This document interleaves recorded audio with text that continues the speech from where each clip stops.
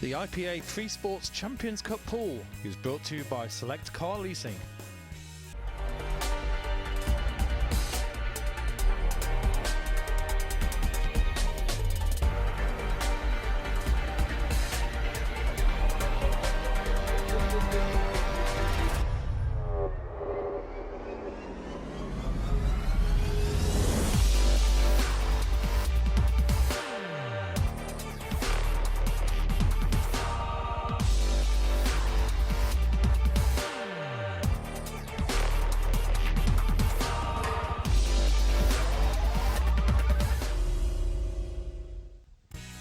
Hello, good evening and welcome to the IPA Freesports Champions Cup 2018.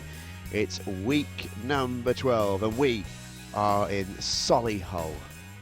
We're back once again at Riley's Solihull for the Champions Cup. This venue was originally Twickenham, but due to the flooding in London at the Twickenham venue, we have moved it to Solihull, and we have got an absolute treat for you this evening. The world champion is in action. He takes on Andy Lucas. Rob Donkin versus Toby Bolt is the other semi-final. The winner of each will head into tonight's final to advance through to the next round of the Champions Cup. Stephen Jamieson with you alongside Simon Webb, last week's beaten finalist. We'll get to that at some point during this broadcast, I don't doubt, Simon, but a very good evening to you.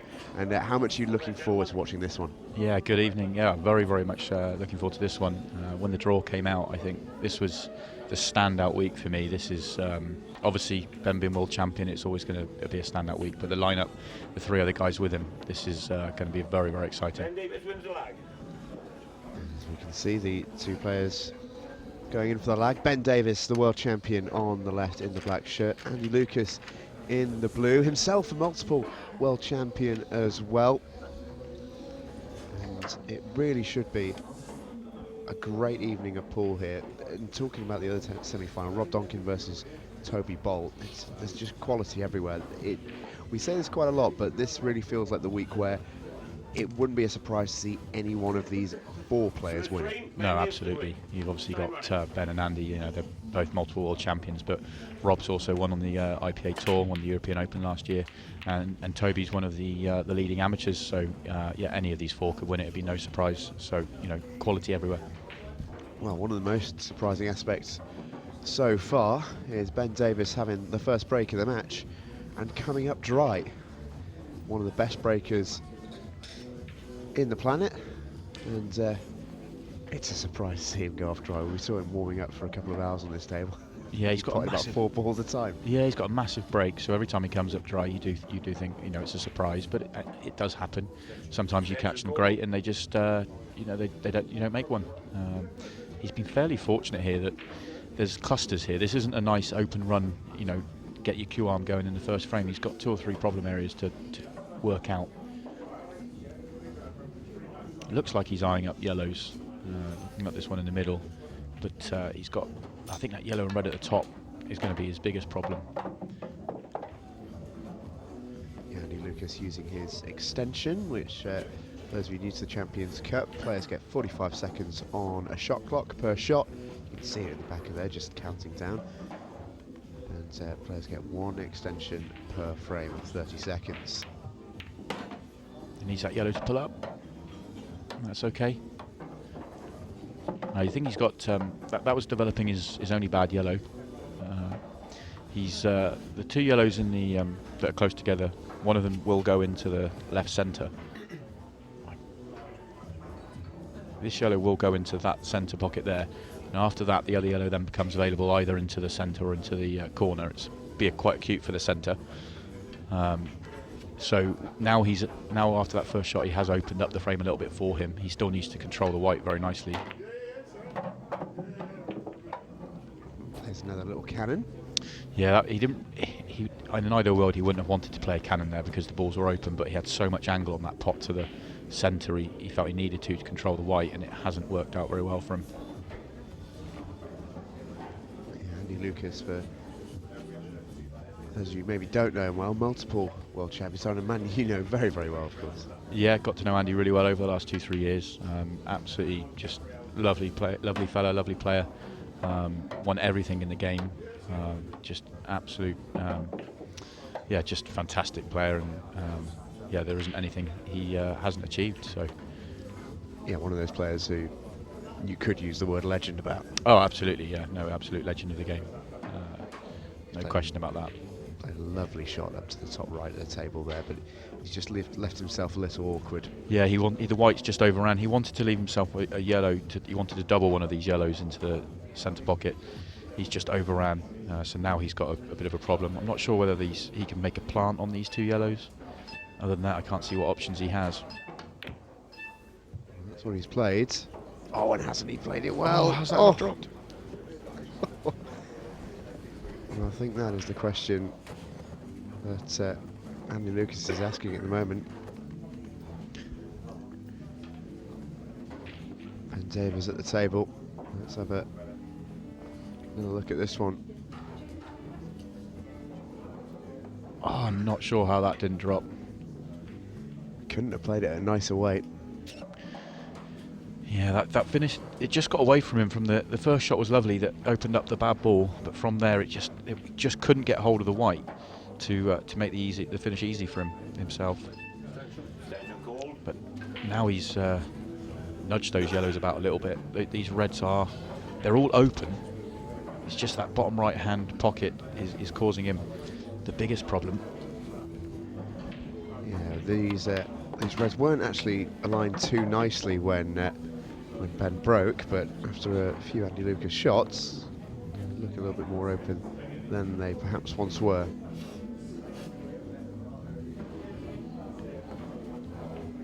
Yeah, looking at the table, it's the red nearest the bottom right hand pocket will go to the bottom left. It's the red nearest the black that's his big problem.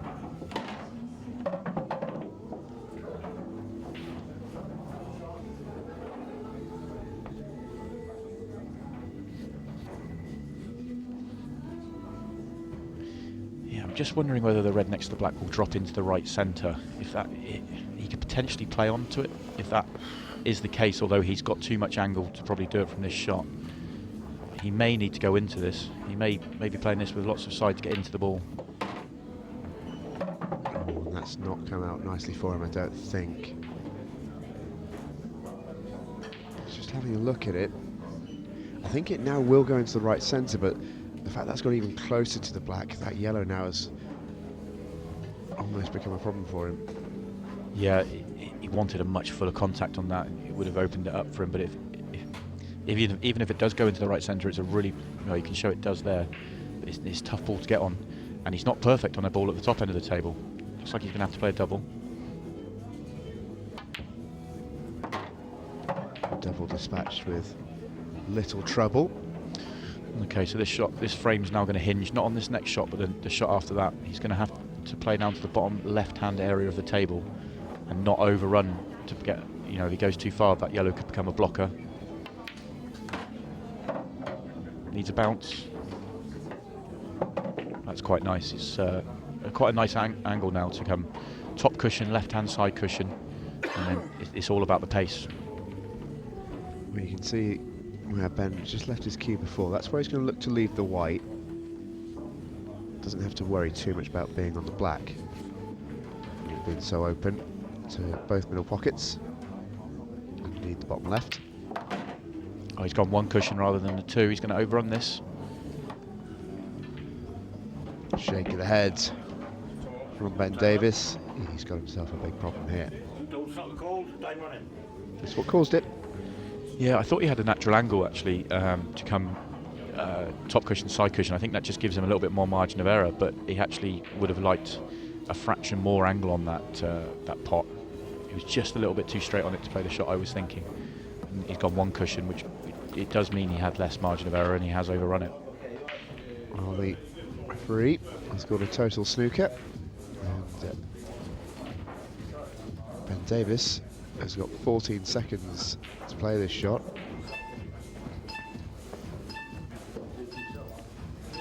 He's lined it up and he gives it a shot. Bit of a hit and hope, in all truth.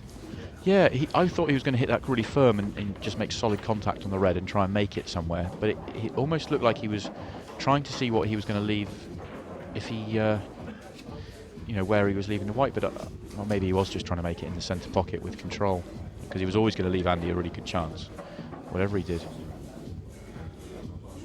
A really interesting frame, this.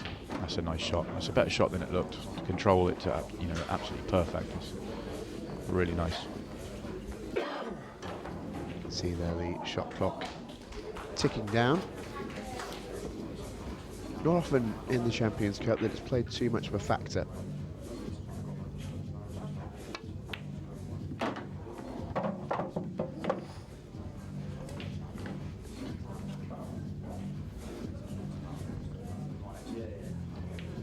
Just having to ramp up a little bit here. That's nice and easy then for Andy Lucas to take the first frame. This would be against the break, which is a rarity against Ben Davis. Andy Lucas takes the first frame of the match. It's a good victory for Andy Lucas. And this is his recent tournament history. You can see there he won the Seniors World Championship in February in Bradford, and a European final as well last August. It's just an all-round consistently very, very solid player. Yeah, he's very, very, very, very solid, very, very consistent. The interesting thing for me there is the fact that he lost to, you can see, the World Championships. He lost to Toby Bolt in the qualifying stages, and obviously Toby's playing in the second semi-final tonight. And when he made the European final back last August, he lost to Rob Donkin, who is the other player in the second semi-final. So there's plenty of history between these players. Yeah, it really is.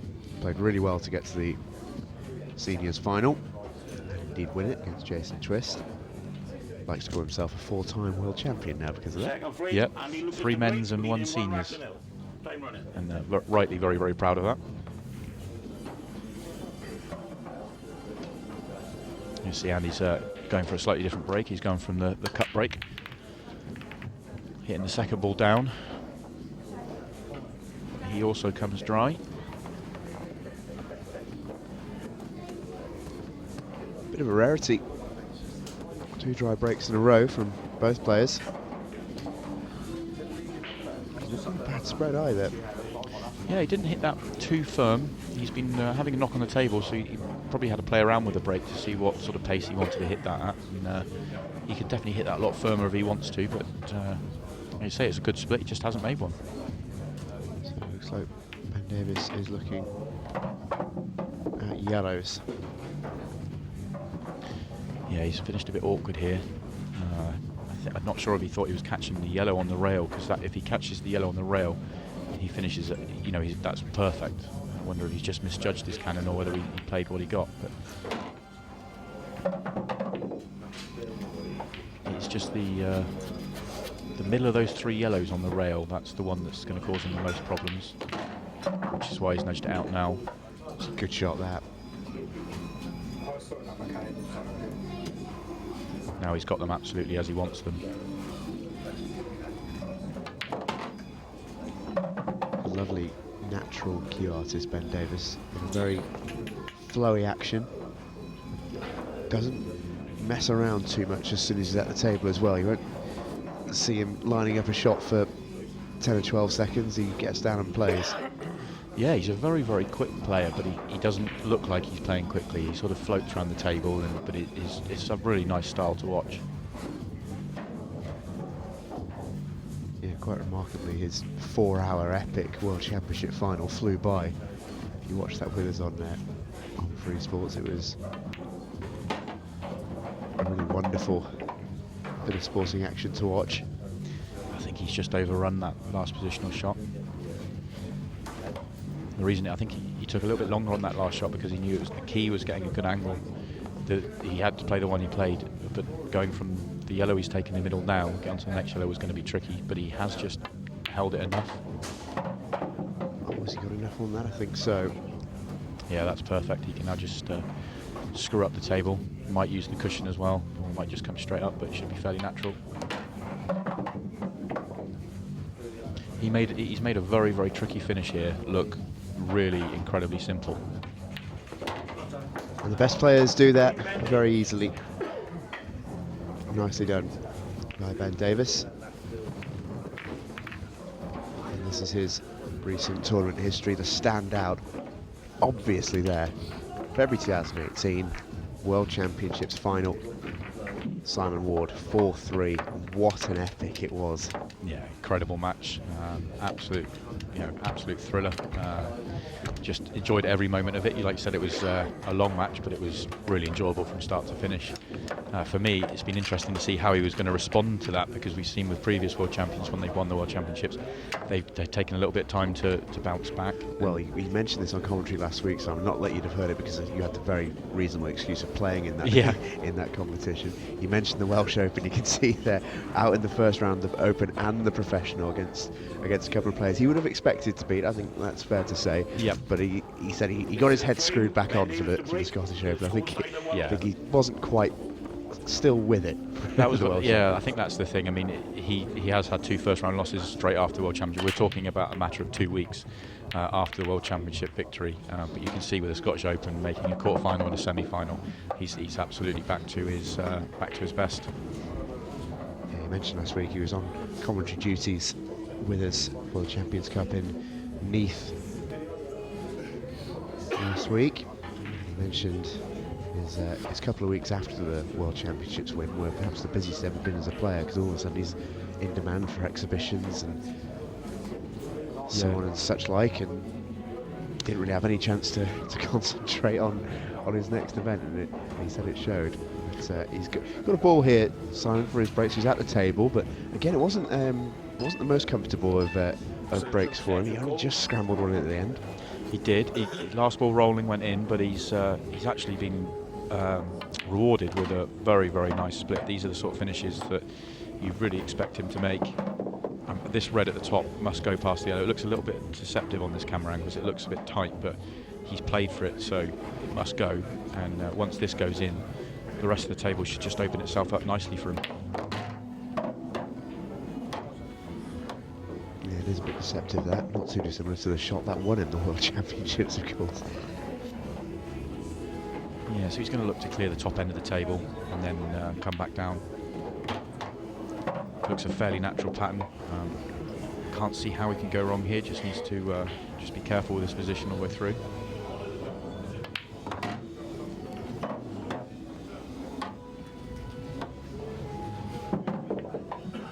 I guess the only thing that could really go wrong, so he's going to take this red to the right centre now, leaves a natural position to the red to the left centre. It's just making sure he doesn't have too much margin for the other red to be perfect on it.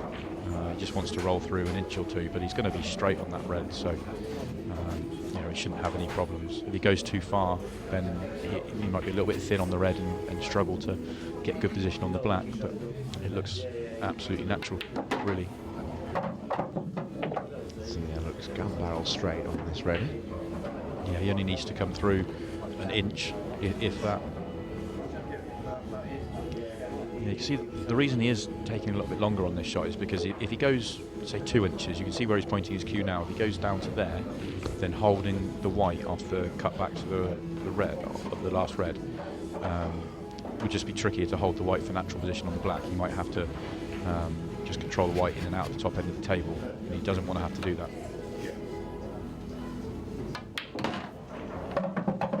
I guess that's why he's decided to go this way rather than just dropping it in and going through, where he had too much angle on the red. He's come back to play it the other way around, which is, you can see now he's there, it makes perfect sense.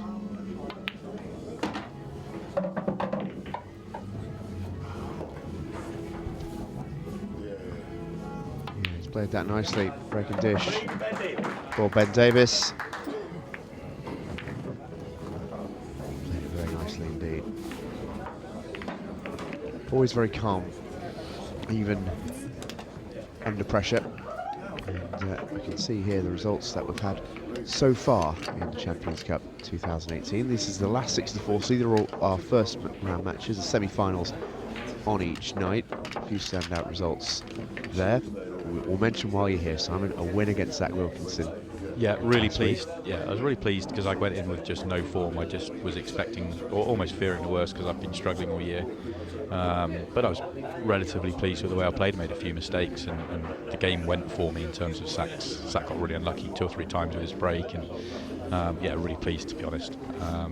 Shame I didn't really get much of a go in the final, but that's the class of Simon Ward. Absolutely. Still some good semi-finals to come. This will complete the lower half of the draw.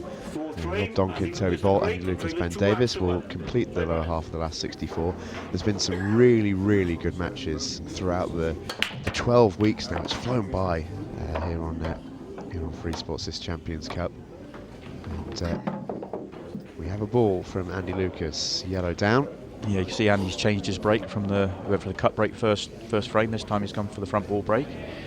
Hit it a bit firmer and been rewarded with a ball, and now he's got a lovely split. Well, now he's at the table, seems like an apt point really to talk about his cue, Simon, because we were chatting to him before we started this evening, and he's using what you in the business call a racker of a cue. Just explain to the listeners who might not know how influential that is. Well, you know, it's our main tool, isn't it? The cue. You know, it takes a lot of time. You know, some players take a long time to get used to their cue and their tip, and some players are, you know, fairly natural with it. But for Andy, he was having a few problems with his cue. He was telling us earlier exactly what was going on, but he just decided that I'll pull a cue out the rack and give that a go.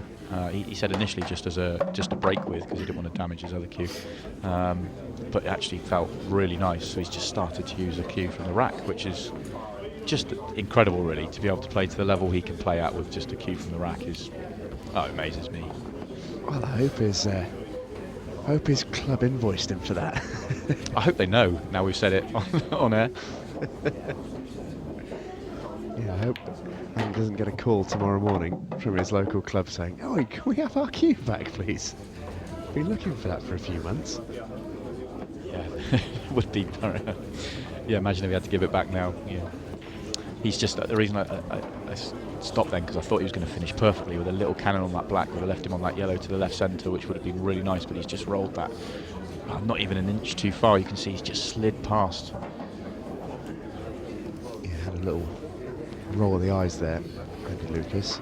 Yeah, he was just trying to get on that yellow into that pocket with a pinpoint positional shot, and he was very, very close to pulling it off.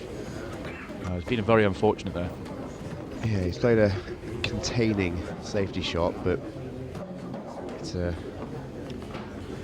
very difficult task to contain someone of the aggressive nature of Ben Davis. Yeah, I don't know whether he's left him a pot on at all. I think the only one he could potentially pot is there's a red next to the, just above the black, just to the right of the black there as we look.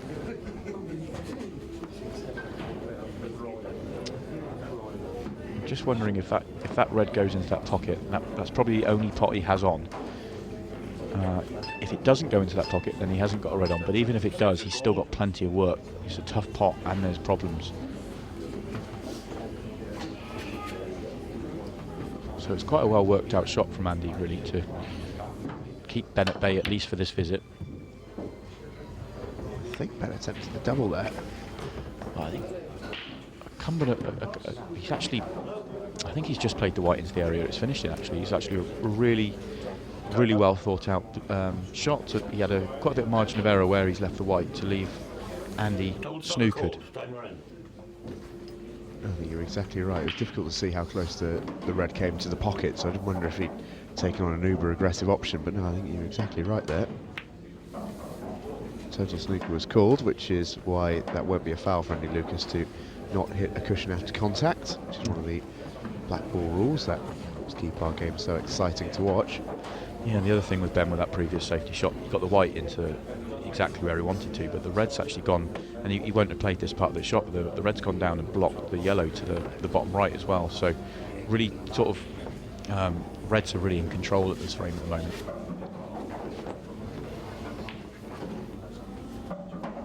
He's got the red into the middle pocket, and Davis here with a chance. Not the easiest of chances, but a chance nevertheless. Yeah, these reds they're there. If he wants to go for it, he's probably going to play the red to the bottom right. He might have to play it off the other red, the red that's nearest the pocket, just to open up, because I'm not sure he can get on the red that's nearest the pocket, because the yellow's sort of in the way. The only thing is, if he does take that shot on, there's every chance that the red that he plays it off will go safe. It's not necessarily one that will definitely go into nice position. But that's definitely, if he wants to go for the finish here, that's definitely going to be his biggest problem.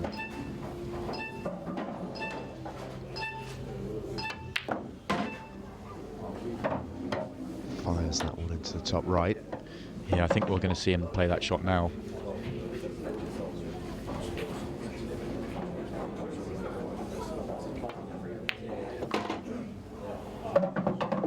Okay, there was enough room.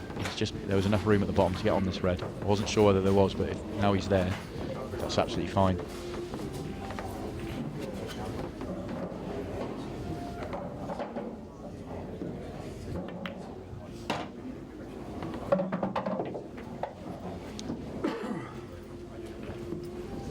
Looks a fairly simple plant. Looks like it's just off straight with the red that. So when he plays the plant, the first red he hits looks like it might drift towards that yellow. So he's just got to be careful not to put that yellow safe, or the red safe behind the yellow. You can see that it could just drift towards it a little bit.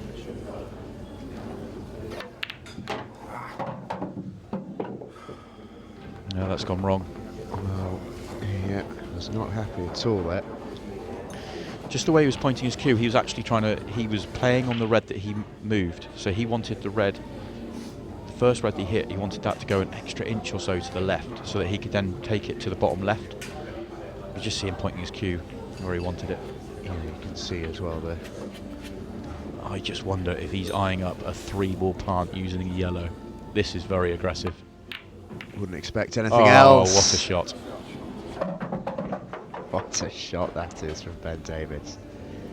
And all of a sudden, the frame becomes routine. Well, that's a champagne shot from Ben Davis. Little apology to Andy Lucas there, but he definitely didn't fluke it. He got a little bit lucky with the fact that he could have that on, but that shot is absolutely brilliant.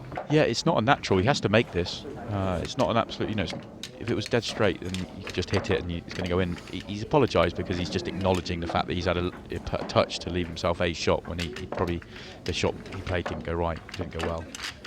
Where's the stats so far? 3-1, still frames to go until the break here in our first semi-final. Both have had a dry break, which is perhaps the most surprising statistic so far of the night. Yes, you can see here Ben's really had more chances. He's had a break dish and a reverse dish. So out of the 4 frames he played, he's had two frames where he's only had the chances. So Andy can't be too harsh on himself. He was a little bit unlucky in that last frame. Perhaps as well with the first frame as well. Both players having shots to win that first frame. 5th frame, is it, or 6th? Yeah, 3-1 to Ben Davis, 5th frame, Ben to break. Time running. So 5th frame. That's one before the break. You see the power through those balls there, but for the second time in the match, Ben Davis is going to come up with nothing. Really important visit, I think, for Andy. If he goes 4-1 down, he's more than capable of still winning from 4-1 down. But you're playing against the world champion and you're playing against a guy who's just playing with extreme confidence. So you really do need to start capitalising on a chance like this. I totally agree. You can see there with the replay of the break that it was a pretty decent one in terms of spread and power, but of course this is the most frustrating element for any player, as I'm sure you'll agree that sometimes you can just have a break and it just doesn't work out for you. Yeah, all you can do with the break is hit them well. If you catch the break well and split them well, you just have to believe that you'll consistently make a ball more than you won't make a ball. There is an element of luck to it, but I also believe there's an awful lot of skill to it as well. This finish for Andy, the only red that's a real problem is the red sort of on the right-hand rail. There is enough room to get on it, but there isn't, to get perfect on it, there isn't too much margin of error.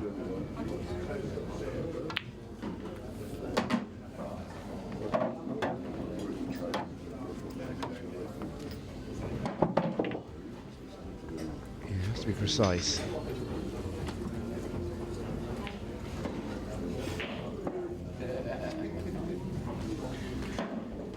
red on the right side of the table.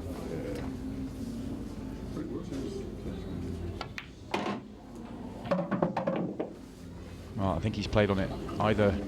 Well, he's on it now if he wants to take it now, but it's really tough from where he is. But the red to the top right, it's going to be. He's got a lot of angle on that one as well, and there's no real position off that one. So I think he's almost forced into taking it now.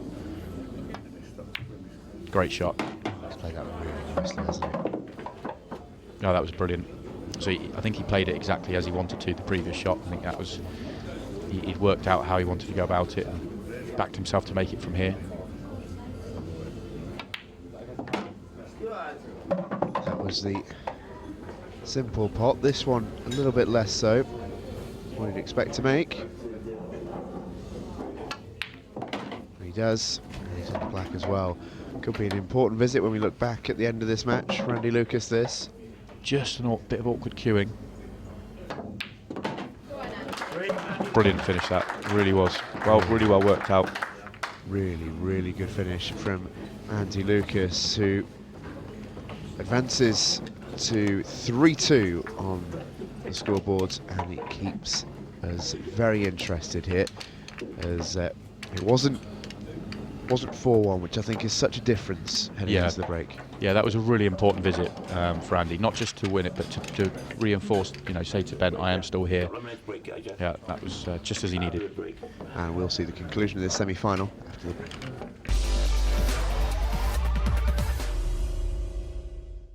The IPA Freesports Champions Cup pool is brought to you by Select Car Leasing.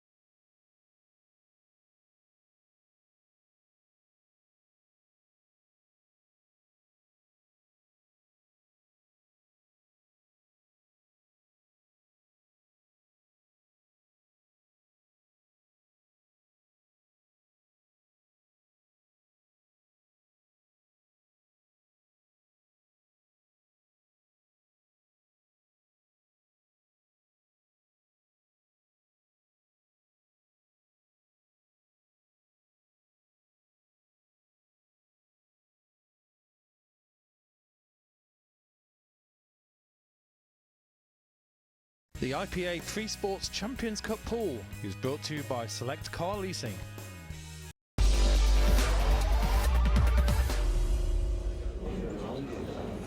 Welcome back to Solihull, week 12 of the IPA Freesports Champions Cup 2018. Ben Davis, the world champion, taking on Andy Lucas in our first semi-final tonight. He's 3-2 to the good. He's not had it all his own way against Andy Lucas, who has the break here to tie things up at 3 apiece. And it is not the tidiest one, but he has made a ball right at the end. Yeah, he didn't seem to catch that break very well at all. No real explosion of the pack. You see they're not much movement from a number of balls. And yeah, fairly fortunate to make a sort of last ball rolling. Yeah, a bit of a sticky break. A sticky break, yeah. It's a good way of describing it.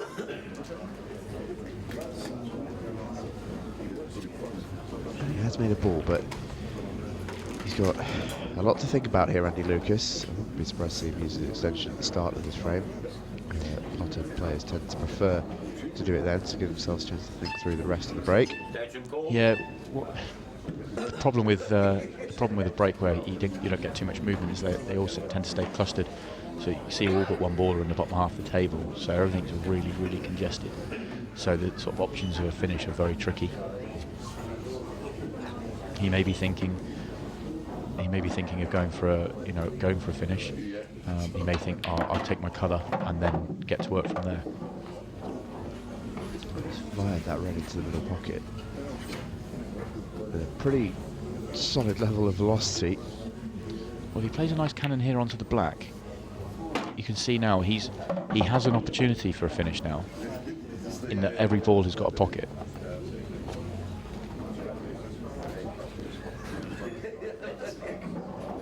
Yeah, quite a cute little shot that from him.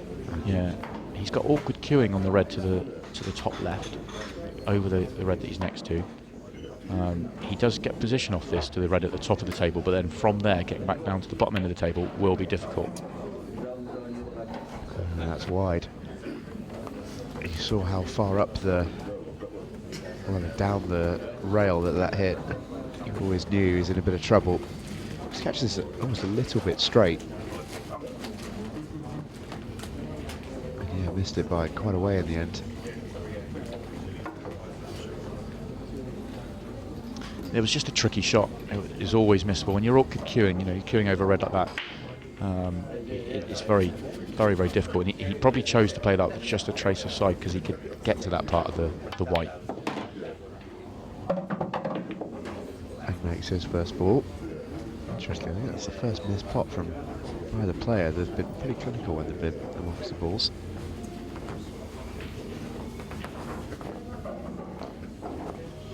Now Ben does have a good chance for a finish here. He needs to take a pot to the top right. It's one of those, it's an awkward little finish, but it is there. He took out a finish similar to this in one of the earlier frames where he had sort of 3 balls on the rail to the top rail as we look, and he was able to pot one whilst cannoning the other out. That was a handy little shot. Yeah, I thought he might have to take that to the top right, but playing it into the centre and cannoning the yellows with control. Really, really well played.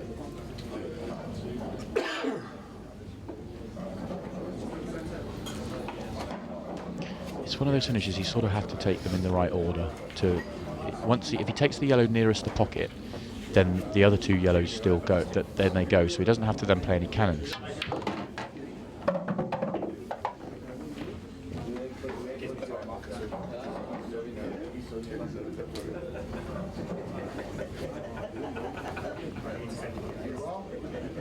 Looks like he's got quite a lot of angle on this yellow to the left centre.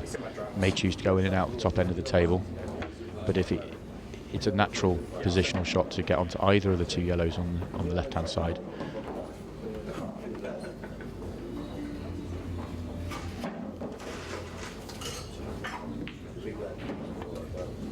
Right, he was straight enough he could hold. Just pushed it in dead weight, didn't he? And the finish is there for him, and will take him within sight of the finish line. I think he would have liked to have been actually a fraction further with that white. I think he would like to play the yellow to the to the right corner. If he was straight on the yellow to the right corner, I think you could see him play it next, and then almost as a stun shot, and then play the 2 on the rail as his last 2 balls. But he had a little bit too much angle on that, so take this one first, take the one he's just taken first, then the one in the middle, leave the one down the rail for his last ball.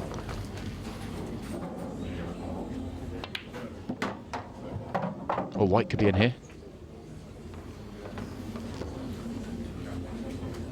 Wasn't far away, was it? Just see that creeping towards the pocket. Cued that really nicely. Black should be something of a formality. Nice and easy, it's 4-2 to Ben Davis. But he nearly ran afoul right towards the end of that one. You can see this white just creeping towards the middle. Just about okay. Yeah, just teasing Andy with that one. He looks very sharp though, doesn't he, Ben? Looks like he's really in the groove now. He does indeed. He'll be hoping to make it to essentially the last 32 of the competition. These are all the finals of what we've had so far through the Champions Cup. We've had some really dominant performances, the likes of Mark Farnsworth, Ronan McCarthy. Now, unfortunately for you, Simon Ward. Yeah, I don't like this graphic as much as the last one. I thought you might say that. We've seen a few classics as well. Drew Hughes, 6-5 over Neil Rayburn a few weeks back, was an absolute belter. But we've seen some really, really close games, and some not so close ones, which just goes to show the variety of the matches. I think yours is certainly the most unique match that we've seen so far, so it seems like the opportune moment to address it, as you didn't get an interview last week. It was quite a bizarre match to play in, I imagine. Yeah, you don't feel like you played in a match at all. In every talk, I was just saying this to Rob earlier, who we'll see shortly. I didn't feel like, most tournaments you play, unless you win the tournament, you drive home disappointed because you've lost a match. It was a weird one. I played my semi-final, I won. Then I played in the final, but I didn't feel like I did. So I drove home and I didn't feel like I'd been involved in a match. I think out of the 4 shots I played, I was disappointed with 2 of them, unlucky with 1 of them, and happy with the other. Quite a concise review, which I suppose you can give when you only play 4 shots in a match, eh? Certainly not something which happens very often. Ben has made a ball, and he seems to have gone into his groove a little bit with his break here.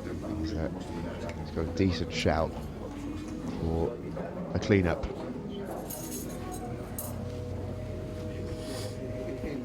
Yeah, I've said this a few times with Ben tonight, he's got a tricky little finish again.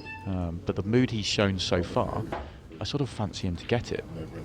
If he goes reds, then all the reds go. Obviously he's got 1 on the rail, but you fancy him to make that if he gets good position on it. The problem would be the black. If he goes reds, how does he play the black? Now if he goes yellows, the yellows are much trickier. But he may decide to sort of take the yellow to the corner and maybe screw into the yellows and try and make something happen that way. Yeah, decisions. We got a bit of an insight into the way that Ben Davis's ball brain works last week, and he's forced into rather hurrying that one into the corner. He's not left himself ideal, but he won't be too fussed about that. Yeah, I do think he rushed that a little bit because he's not perfect on. He's overrun the position, so. Yeah, this shot is certainly much more difficult than he ideally would have liked, but forced into rushing the last shot just to bury it. Always knew he was potting it. Obviously, a bit of a lazy shot, so up to the top of the table he goes. This would be a heck of a pot. Yeah, and it's missed. Tough. That was very tough. A bit of a glare back at the table as well.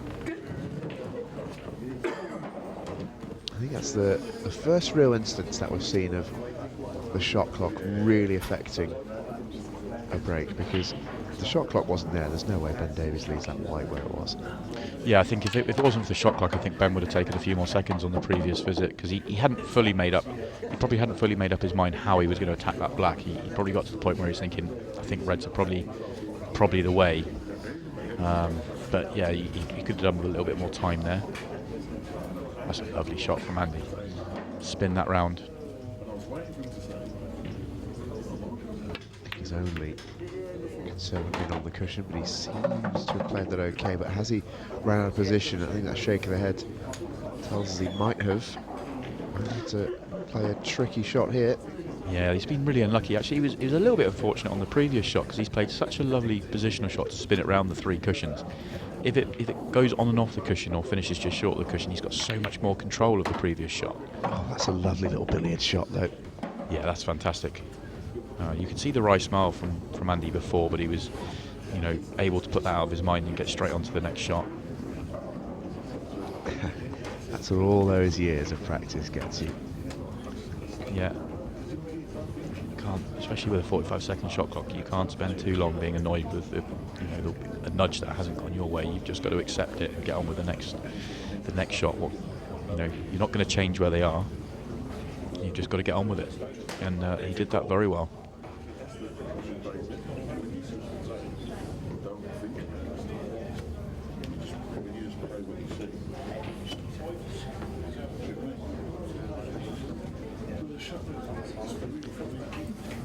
Not the easiest finish, but Andy will take every chance he can get. That was a great shot. He's still not quite perfect.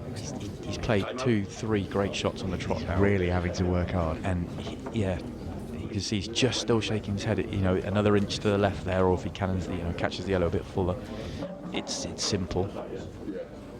He would love to be able to pop the yellow to the bottom, to the corner pocket, and just stun across and leave himself straight to the centre. But because he's awkward queuing, he can't quite reach it, and he can't really quite play that shot. It's just it's fine margins at this stage, but he's so close to making it simple.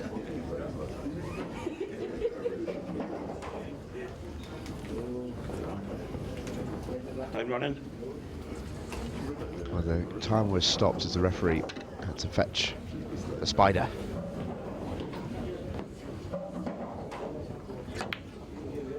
Made the shot easy in the end. Again, he's still. You can see there he wants to be straight on this yellow to the right centre, and he's not. I wonder, he may play the yellow off the red again. He may just play the straight pot and cannon into the black. Depends how he sees it. I just wonder, we didn't see where he was pointing his cue there, but it wouldn't surprise me to see him lining this one up for the red. As you say, you see now. Now he goes to cannon the black, and that's come out nicely for him, I think. Yeah, that's okay. He's really, really had to work hard in this frame. Andy Lucas.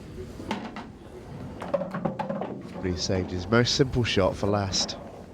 He's had to play a variety of very good pots and very good positional shots. The black was routine. And he's earned that.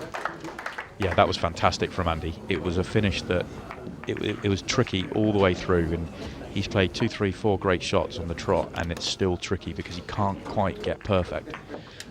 So just to keep fighting and keep finding the next shot, absolutely brilliant. And obviously with the pressure of the situation of the match. Well, here's a reminder of where we've been and where we've still got to go. We started off in Washington all the way back in week 1, where Mark Farnsworth set down a marker in this Champions Cup. We won't go to Twickenham, as you can see there. The venue unfortunately flooded, so we're back in Solihull. We've still got the 2 Scottish dates to come, which I know has been something we've been looking forward to for a little while. Not for necessarily the travel, but certainly the quality on show is expected to be very, very high. Yeah, the 2 Scottish nights, the strength and depth up in Scotland is fantastic, and I think 7 of the 8 players on those nights are Scottish. Yeah, so they should be 2 fantastic nights.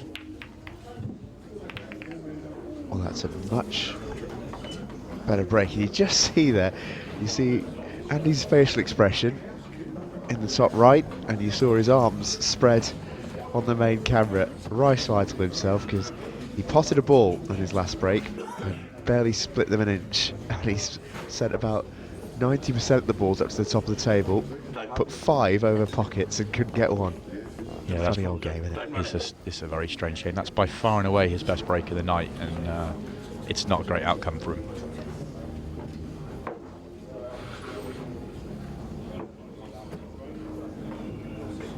this will say it all. What more can he do? Yeah, it is an odd game. He didn't hit the previous break very well, as you said, and he makes a ball. This time he hits it great and doesn't make one. But just look how many of them are close to a pocket. I think I said on his previous break that only one ball was in the top half of the table, which showed how little movement he had on the pack. And this time there's, you know, more than half the pack in the top half. Well, it's a strange one, this, as well, because there's no real easy one. That's a very clever shot to free up that yellow. Well, it's still an open table, so he can still go either way. Yeah, I think he probably played that actually very deliberately to give him that option, depending on how this shot came out. Yeah, I wouldn't surprise me to see him go reds now. He could play like a 3 or 4 ball plant along the top rail. If he did that, then he'd have to be careful that yellow then it doesn't sort of block the pocket. If he feels like he can play this and stop the yellow from blocking the pocket, then he could play that. But it looks like he's still eyeing up yellows.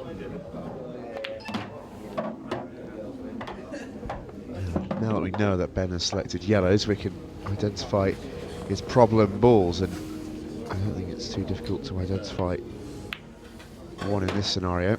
And one at top right is tricky. Yeah, but he's got a lovely angle now to go straight after it. He's going to take this yellow to the left centre, cannon into the cluster at the top right. And he's going to hope to pot the red. He does, but as he potted the white, he has... That's a rough break. Free visit, free table. Time running. And their first attempted skill shot of the night does enable situations like that. The skill shot, an element of the black ball game. As long as you pot your own ball, you can pot any other. It does mean that pockets are very difficult to protect.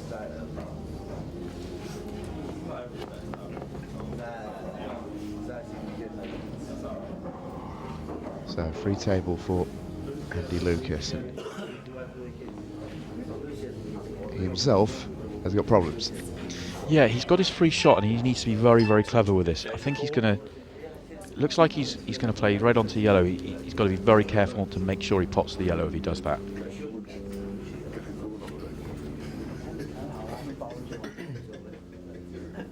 He needs to make sure he does... The worst case scenario is he doesn't pot this yellow. Oh, he's just cannoning it out. Okay, I thought he was going to plant that along the rail. Much, much better shot. That's why he's... you know, multiple world champion, and I'm sat here having already been knocked out the tournament.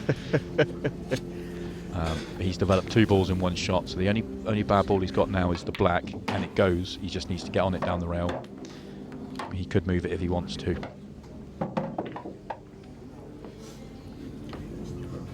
Yeah, that was one of those shots. I think it's a much better shot than it perhaps first looked. Yeah, it was a very, very clever first shot.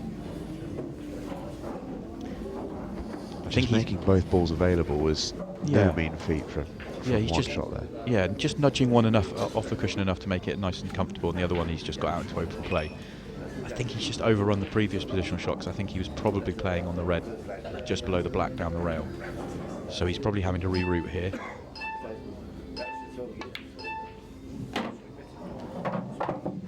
Out with jaw has helped him no end. That's come out really nicely for him. That's really ideal for him. I don't think we're going to see him move the black now. I think we're going to see him just play on it. I think the red just under his hand there, so the red to the top end of the table is going to be his last ball. He could just, it's really natural now just to drift this into the right centre, leave himself the red to the top left, and try and get the white somewhere down near straight on the black. I think he's underhit that. I think he's just underhit it. He doesn't want to be straight or just off straight the wrong way. Can he pinch the pocket enough to get the white? I think he can just about pinch it enough to get close enough. Well, he's obviously he can't, because he's eyeing up the double. That's slightly careless from Andy. He had quite a bit of margin of error, to be honest. Rams it in. He has pinched the pocket enough. But that previous positional shot means this black's harder than it would have been. I was just about to say, he wanted to be right behind the black. This is missable. Tough shot to tie it up. He hasn't hit it. He didn't hit it. And it's not going to drop. Davis gets a reprieve in this frame. What a crucial frame this could be. I think it still drops. I know it just flicks the near jaw, but I think it still drops if he hits it a fraction harder. There's a rueful shake of the head. I think he knows how important that was. Yeah, he did play it very delicately, didn't he? Well, that's not going to be great. He's sort of no man's land here.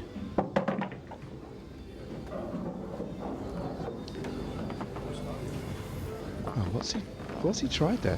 That's what I was just sat here thinking. Oh, I'm not sure what he was playing. I think he was probably thinking the white was just going to come off a bit thinner than it has and come up and down and stay on the right hand side of the table.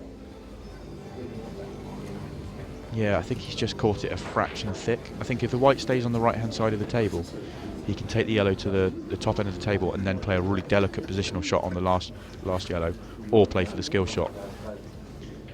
Now he's got a real problem. He's tried to pot. And that's the frame gone. That was a surprisingly careless shot, that, from Ben Davis. And Andy Lucas gets a reprieve in that frame as well, but his reprieve is one that wins him it. And initially had the first chance. Wasted it, and then wasted his second chance. It's not often you get two chances. No, absolutely, especially against a player of Ben's class, so he'll be relieved. Well, this is the draw coming up on Freesports for you. The last 16. We've got quite a lot of our ties already. Dave Mendel and Drew Hughes still waiting to find out their opponents, as well as Simon Ward. And we've got 2 of the remaining 4 weeks who will play each other. But it's exciting, isn't it? It really is. I think the last 16 is we're going to really see this tournament come alive. We've seen some great matches and some great players so far, but I think once we get to the last 16, it's the depth in the groups, or the 4 players we'll have on each night, will be fantastic, and just it's going to be so hard to predict all the way through. The winner of this group will face David Adenor. He's awaiting his opponent, and I think if you spoke to him and said who would you prefer to play from this group, I think he won't mind too much, because there's no easy games at all. No, well, he's in a position. David's in a position where if Ben was able to come through this group as world champion, he would be playing Ben, and then he could potentially be playing Craig, who was the previous world champion, or Jack Regan, who was the previous world champion 2 years before that, having just knocked out Gareth Hibbert, who was so he could his world champions everywhere for him. Remarkable run to a final we've ever seen. Well, it's not Ben Davis's last 10 minutes or so, is it? It really isn't. It's a dry break, and after the last frame especially, he's struggling a bit at the moment. Yeah, he hits this break brilliantly. You can see he's getting a lot more movement with the balls around the table than Andy is, but he's still come out dry 3 times.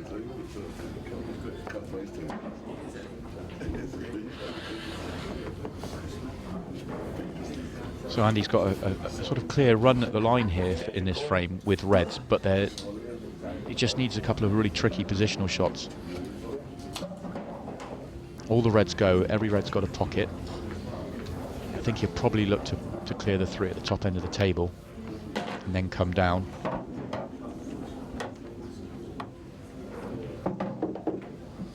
It's a really crucial frame, this goes without saying, but at 4-4 this is very, very evenly poised for the end of this match. That's a better shot than it looked. They're always tricky, those shots along the rail. He's going to need another one now. Oh, unless he's I think he was definitely playing on the yellow onto the red at the top left-hand part of the table, because he wants to get out of the way as soon as possible. He would have probably preferred to come down maybe an extra 2-3 inches, because this is tough from this angle. The benefit that he does have is he doesn't go all the way down on his shots anyway, but he does miss that one. Andy Lucas and Ben Davis gets a chance after his dry break. As you mentioned, this isn't an easy shot, and as soon as he hit the rail early on, he knew he was going to struggle to make it. Yeah, it's the position of the previous shot. If he comes down the table an extra 2 inches, I don't think he misses that. I think he makes it because he's got more control. It's not the end of the world for him, because Ben's got multiple problems on the table. He's obviously got the yellow here, and this one here. They're all solvable, but they are problem balls for him. And when you've got 3 of them, you know that you don't really fancy the finish. Well, he took on the hardest one first. Had the shot down the rail. Yeah, that's sort of a two-way shot from him. The pace he played it at, he was trying to make it, so he was going for the finish. But because he's played this one, there's every chance he was going to take the pocket with it, and now Andy has a bad ball of his own. Andy has a very difficult red. He could take the red to the top right-hand pocket now and come on and off the cushion and cannon that red out. That's an option for him, but it's a tough shot. To be honest, I expect him to do that. Because he's got the red at the top end of the table, it still gives him control if he misses it. But I think that's, if you're going to go for the finish, that's the way to do it. You've got to get this red out early. Well, you can see that's what he tried. He achieved moving the red, but he didn't pot it. And this frame takes another turn. This is going to be a bit of a semi-final. Yeah, I think there is some pressure out there, but that was just a tough pot. You know, it looks easy on the screen, but it's not as easy a shot as it looked. It's not the end of the world for him because he's still got the control in this frame.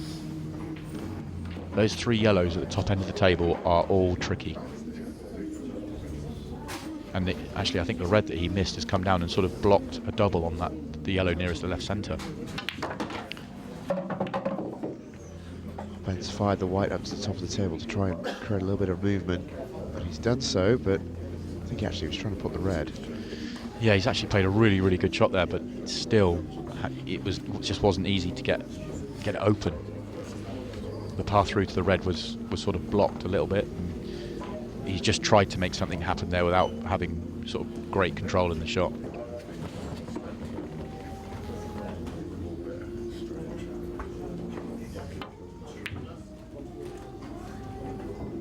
Missed the double. Yeah, that double looked tricky. It didn't look like too much of a natural double. Always looked like it was going to be a bit inside.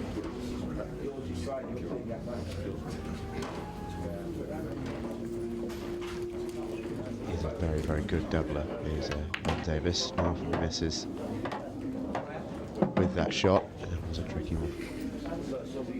And for Andy now, the table looks open enough for him. After a very, very bitty frame, you wouldn't expect an error from here. Yeah, he still needs to get on and make the red to the top left. Just the way this frame has gone, if he gets good position on it, you fancy him to make it, but he needs to. He's not got perfect position on it. He's got far too much angle. This is, if he's straight, I fancy him to make it because it's just a stun shot. Now he's having to, you can just see where he's pointing his cue, he's having to pop this to the top left and screw through the gap of the yellows to the right hand side.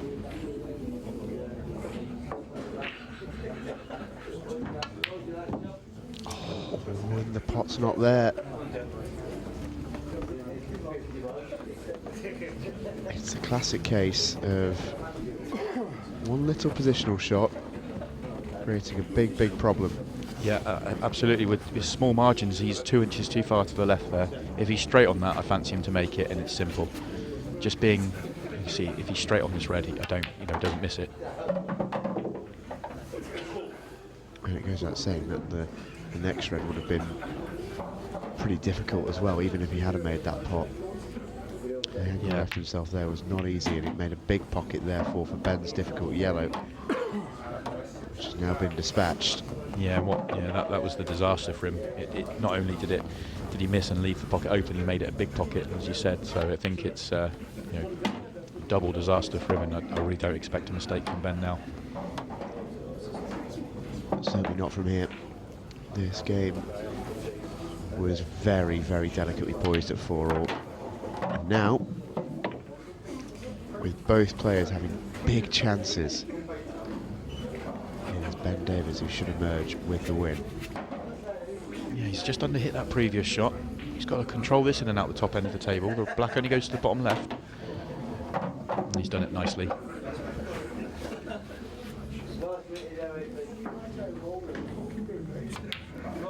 That was a tough frame to win. You see a little shake there and a puff of the cheeks. He is delighted to have got that one on the board. I think he's going to feel very relieved. He's made a couple of mistakes in it, but he's still managed to make it through. A reminder of our qualifiers so far. Mark Farnsworth, Ryan McCarthy, Craig Marsh, Christian Phillips, Jason Remington was the first non-seed to progress. Lee Warren, the first qualifier to progress. What a moment that was for him.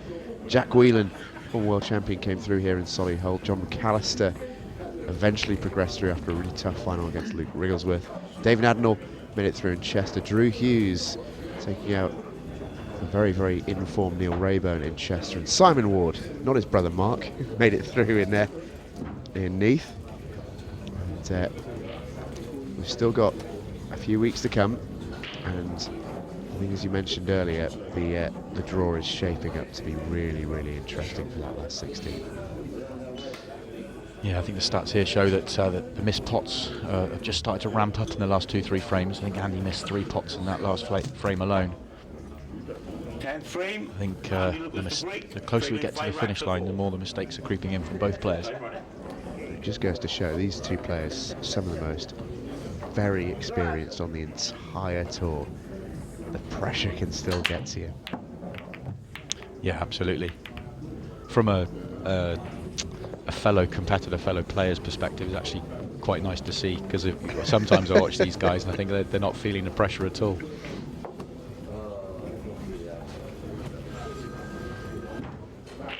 It's interesting, I've spoken to both Ben Davis and Simon Ward after their World Championship final. They both told me they didn't really feel the pressure while they were at the table. I did call them barefaced liars, but yeah, it is interesting that since then, we saw obviously Simon last week in his semi-final against Mika Rooney. He really felt it, and it was clear as day that he was. And Ben this week, in what might be perceived as a slightly less stressful competition, it does take its toll. Yeah, I don't believe that they're not feeling the pressure in a deciding frame of a world final, but I would say I expect Simon probably felt under a bit more pressure in the deciding frame on Monday night. Not in a disrespectful way to Mika, but everyone fancied him to win that match, and he was put under a lot of pressure by the way that Mika played. Yeah, I think he probably would have felt a bit more pressure in that situation, strangely. He did look a very relieved man to have won that match. Mika really did play brilliantly well to force it aside it. Yeah, it was fantastic to see. She played 4-1 down. 4-1 down to play the way she did was just brilliant to watch. And the way she played in the World Championship final, she just that's the first time I've really seen her play, and I was so impressed. Not just the way she played, but the way she handled the pressure. And she did it again last Monday. So yeah, just very, very impressed with her. Well, Ben Davis has run into a bit of a tricky situation. There is a possibility that Andy Lucas has played his last shot of the competition with Ben being one away, but from this position here it would be an impressive clearance. Yes, I think this is just the way the game goes when there's a bit of pressure out there. Both players are making the odd mistake. It gets a little bit bitty like this in terms of the balls are a little bit unkind as well. The finishes aren't coming easy for either player at the moment, and there really isn't a finish on for Ben, so it's going to be a bit of a tactical exchange. Yeah, he just plays the safety. White hit the ball after hit the cushion rather after hitting the yellow, so no foul. There was a pretty simple safety shot for Ben Davis. Yeah, I don't think he's got the snooker. I think Andy can see the red on the right hand side. He might be snookered, but he just needs to be careful not to leave Ben an angle to do anything. He wasn't. I don't think he was ever going to. He was always going to leave Ben at some sort of shot. It was difficult for him to leave it completely contained. He just wanted to make it as tough as possible for him.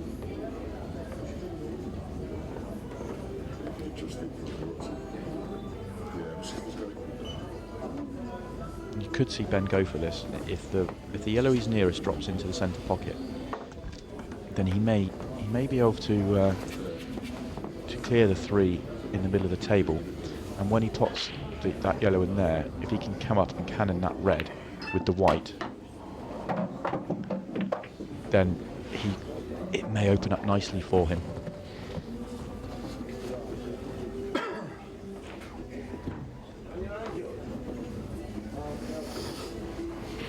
The problem with the finish I just suggested is it would be his last shot.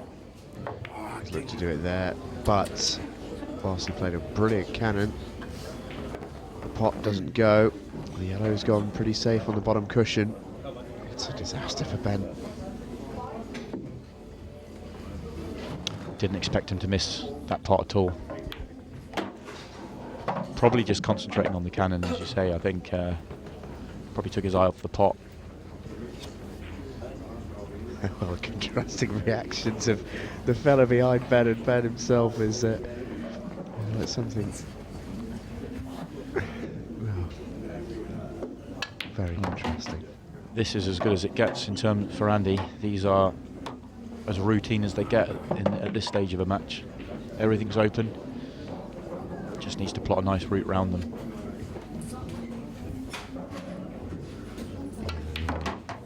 So you wouldn't expect a man of Andy's significant experience to waste this gift presented to him. And it would make a decider for the second straight week in a row. The seed will be in a decider.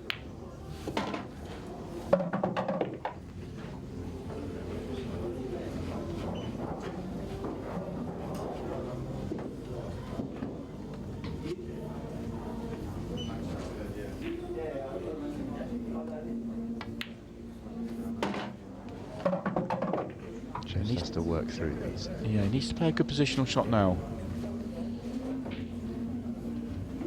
He would have liked to have been slightly, I wasn't sure if he could cut this in from where he left it from the other camera angle, but he just would have liked to have been a little bit straighter on that one, but it was absolutely fine. Controlled it really nicely, actually. Screws back for fiddly little black in the end. Yeah, he's just overdone that.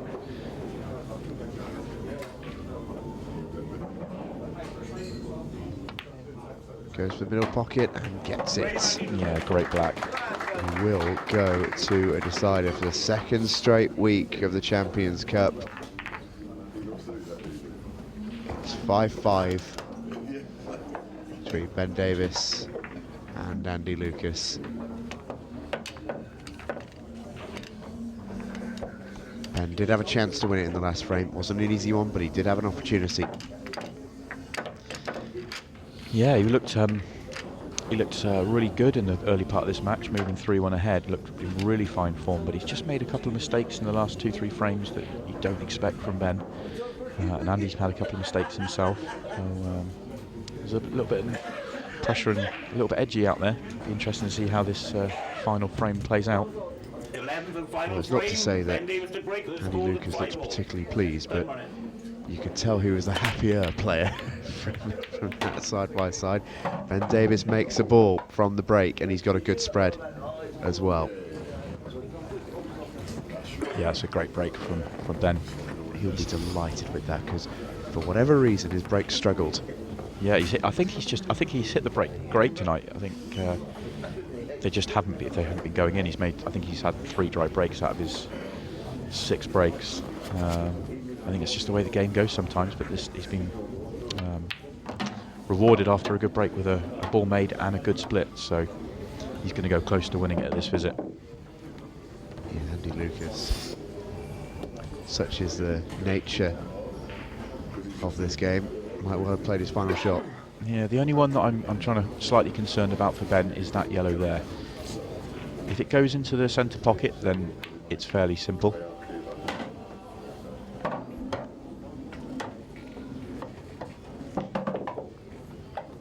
If it doesn't go into the centre pocket, then it will go into the corner after the other yellow's out the way. It'll be one or the other. Yeah, it does go into the right centre.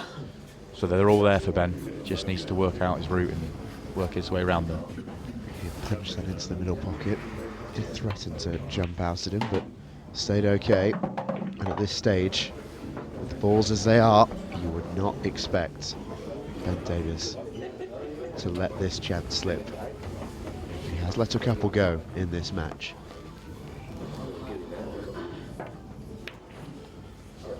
Just uses every inch of the pocket there to hold the white.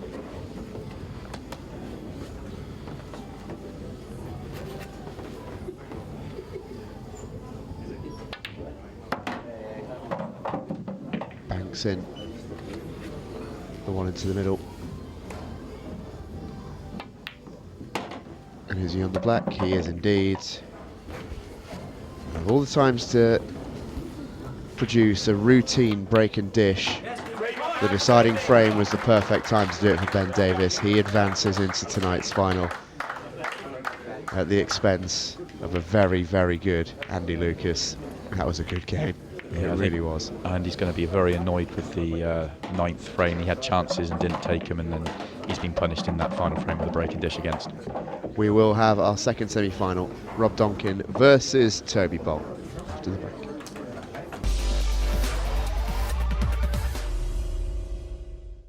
The IPA Freesports Champions Cup pool is brought to you by Select Car Leasing.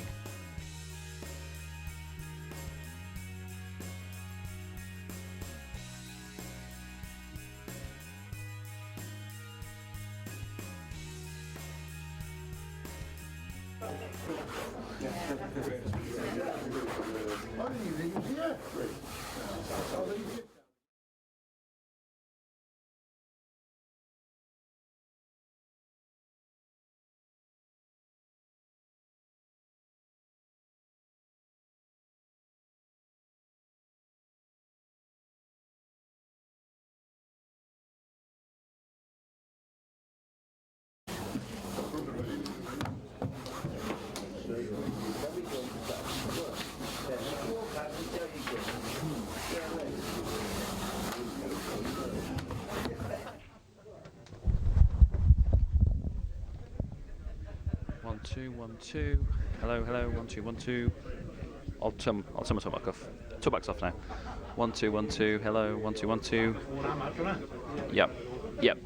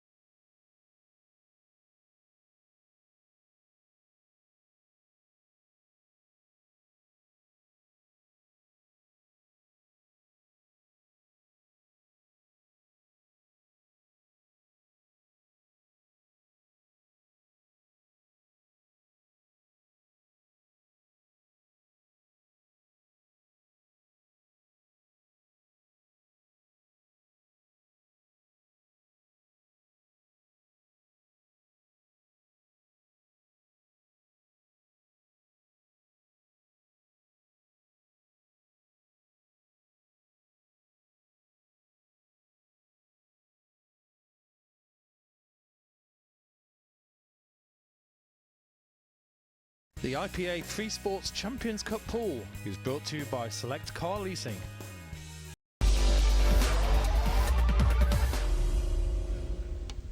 Well, welcome back to Solihull, joined by the winner of our first semi-final, Ben Davis. Last time we saw you in action on Freesports, Ben, it was that World Championship final. You don't tend to like doing things easy on the telly. No, I wish it could be 6-0 every time, or 4-0, 5-0, whatever it may be, but you're not going to get them results against these players because they're all top quality players. Just got to dig out when you can and get a result, and happy you got a result, because at one point the way the match was going, I didn't think I was going to get a result. But happy you got a result. Well, you said on commentary last week that this was the toughest group out of the Champions Cup. Do you feel like you can stand by that point even more now? Yeah, I think everyone pretty much could say this one of the toughest, if not the toughest group, because like Andy there is multiple world champion. Rob Donkin coming up next, he's won a pro event. I had a little few frames with Tobias earlier. It's the first time I've seen him play, and I didn't get many shots, so he's a pretty good player as well. So yeah, it's a cracking night. And what have you made of the setup in the Champions Cup so far? First chance obviously playing it, you saw it last week in Neath. How have you enjoyed it? Yeah, it's been brilliant. I haven't missed much of it, to be honest. I've watched quite a lot of it on TV. I think it looks good. It's great for Monday night. There's not a lot you can do on a Monday night, so tune in and watch along. It's brilliant. Well, we can't wait to tune in and watch you in the final. Best of luck. Thank you. And here is how he got there.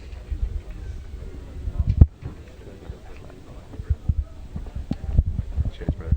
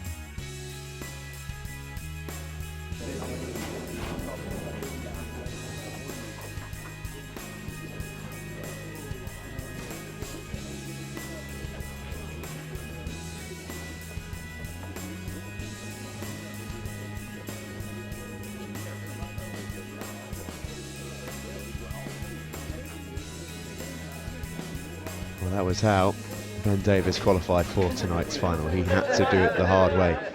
He seems to on Freesports. Rob Donkin versus Toby Bolt is our second semi-final. And interestingly, ahead of this match, I had a little chance to have a bit of a chat with Ben before the cameras went live. He mentioned he'd never played either of these two players on the tour, which will be an interesting one for him, no doubt, in the final. We did see him on the practice table this afternoon play against Toby Bolt, just a few racks, and Toby was on absolute fire. Ben didn't have many shots. Yeah, his first experience of Toby will be of a guy that doesn't miss, because Toby was looking in great form in a little warm-up earlier. Well, Toby is here.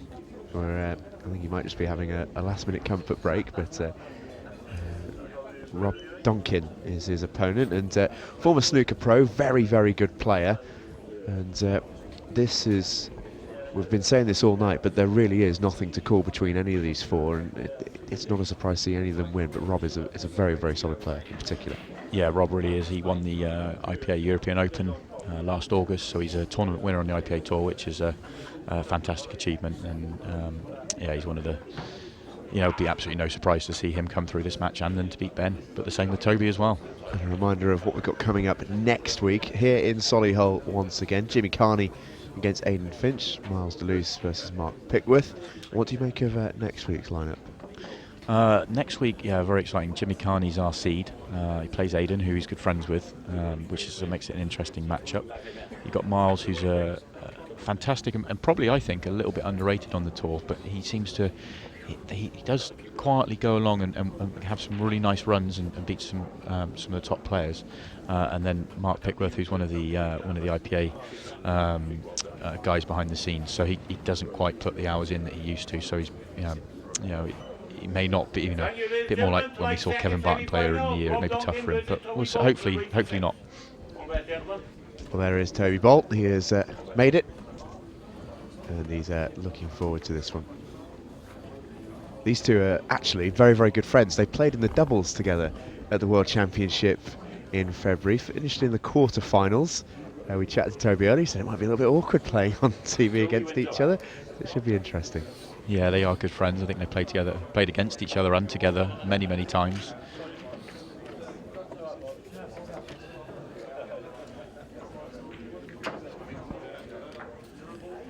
So just because of the fact that Rob is the pro and he's won a title on the tour, you have to put him down in this match as favourite. But in a race to 6, Toby gets off to a good start, then you could see him winning this match comfortably. I think it's just Toby's a cracking player. He's a very confident player as well.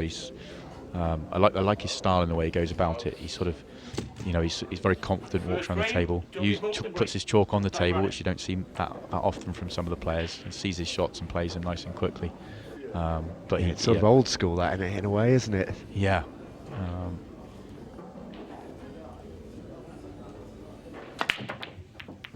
Well, there's his break, and you can see he gets a fair amount of power into it, but he'll be frustrated by that because he hasn't made a ball.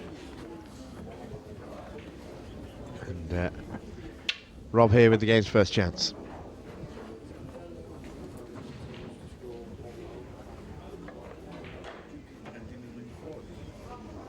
And he's just taking a second to survey the table, which is what you'll be doing as well. Now, Simon, what will he be looking at here as his potential go-to, and maybe even his issues as well? Yeah, so he's got the cluster around the right centre is obvious problem. It's how he wants to go about that. He potentially could play a yellow-red plant if he goes plays the yellow-red plant first shot. So plays that in there. He would then be reds, and then from there, the reds at the bottom end of the table would all go. That would leave a problem at the red at the top end of the table.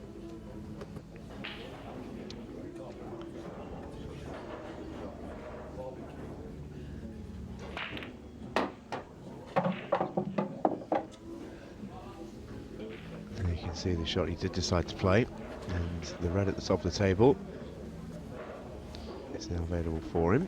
Yeah, so it's that red in the that's almost touching the yellow in the middle of the top end of the table. That's the ball he needs to get on and get cleared sooner rather than later. He may just come backwards and play it next into the long corner. Oh, he could go into it. He had more angle on, I thought, but that's not come out great for him. Unless the red he's next to goes into the left centre, then he's got a real problem.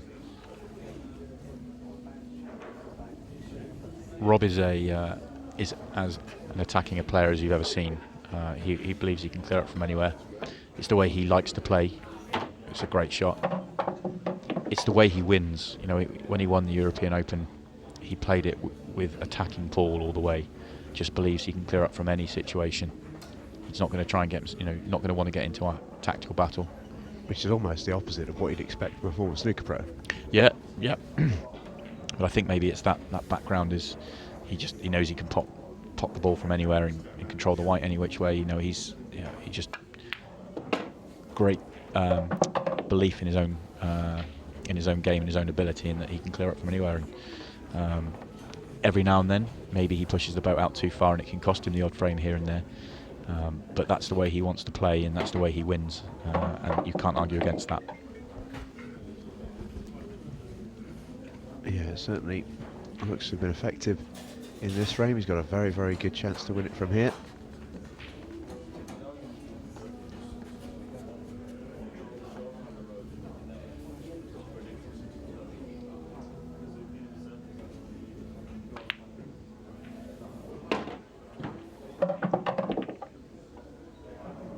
As straightforward a finish as you could possibly wish for, really. Yeah, first 3 shots were key. It looked so much more congested at the start than it probably was. He was able to make that yellow-red plant, open the reds up, and then it was just a case of developing that one in the middle of the table, which he did nicely. Well, this is his recent tournament history. He's had a very interesting sort of last 6 months. That obviously doesn't include the European Open that he won back in August, but the World Championships in February was dispatched by Lee Clough, which is, well, Lee just was performing unbelievably in that tournament. He was knocking over everyone on his way to a good run, but he's not had the greatest of times in 2018 as Mr. Donkin. Yeah, he would be slightly disappointed with his form so far this year. He'll be really disappointed with us for not showing one more line on the graphics, because the tournament he won was one line lower. It was in the same tournament as the European professional event that we're showing there. But I think once you won a tournament on the IPA, you can, if you have a couple of early losses, you still have that belief that when you play well, you're dangerous and capable of winning. So I'm sure he'll go deep again very soon.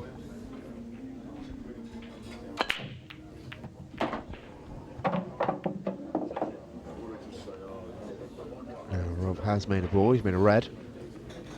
Yeah, I didn't quite catch that break as clean as he normally does. It's a nice break. I'm not saying it's a bad break by any stretch. He's made a ball and he's got good movement, but it's just a little bit congested in the middle of the table.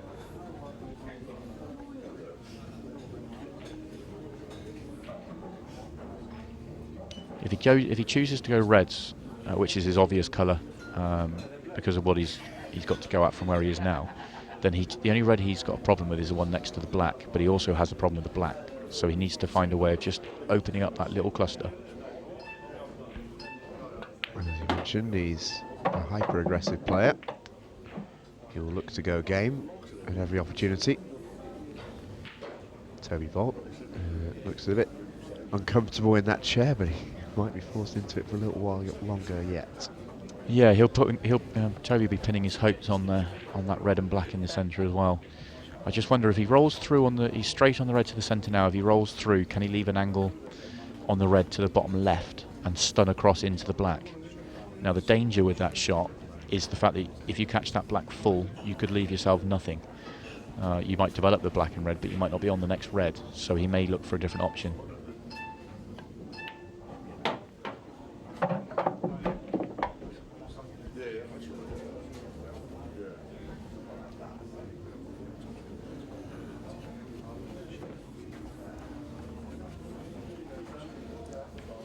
He doesn't have an angle here, I don't think, unless he can power this on and off the cushion, but he'd be going close to the centre pocket to get into that cluster. And the longer you leave it before going into the problem area, the more chance you've got of not being on the next ball. Oh, he's got the chance now, and as you mentioned, the danger is catching that black full in the face. Yeah, you can see how he's lining up. He is thinking he's going to play a very precise cannon here.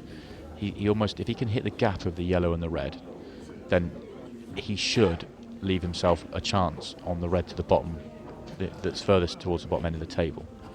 So it's not going to be extreme pace on this. It's just going to be a sort of nudge just to open it up.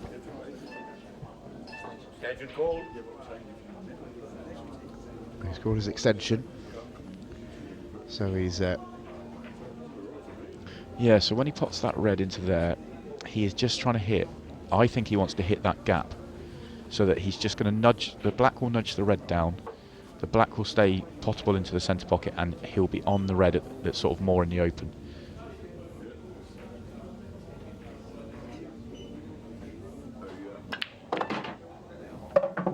No, he obviously felt he didn't have that, because he's played that a bit firmer, and he has caught the black full.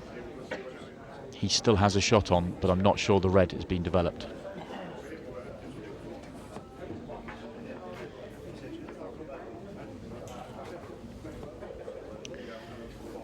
So he's got two problems here. I think the first problem is that the red he's nearest to doesn't go anywhere. The second problem is that the red, he is on the red to the bottom right, but the natural angle of that is to cannon into the black. So how does he pot the red to the bottom right and get on or develop the other red? Very, very tricky. He's only got 8 seconds to do it. Played it with a bit of check to try and bump into it, but didn't have anywhere near the pace really to develop that red, and now he's got a big issue. Yeah, he just nudged the black. He didn't want to flick the black. He would have, if he doesn't flick the black, he may have something he could do on that red. He may have, if he's got any sort of. Yeah, I just wonder if he doesn't flick the black, whether that red did slide into the centre pocket. But either way, he's flicked the black and he's finished snookered. That is a good old-fashioned hit and hope. I think he nearly got it into the middle pocket. He's left a good white, which I think is probably the only thing he could really aim to do.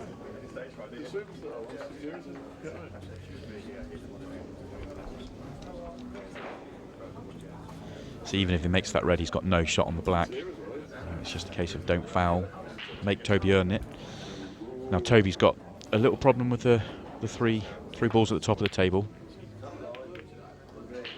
And that's a clever little shot. I like that shot. He's played to safety, but he's played to safety in such a way that he knows he's going to hide the white with the yellows in the middle of the table, but he's also nudged open the little cluster at the bottom that I mentioned.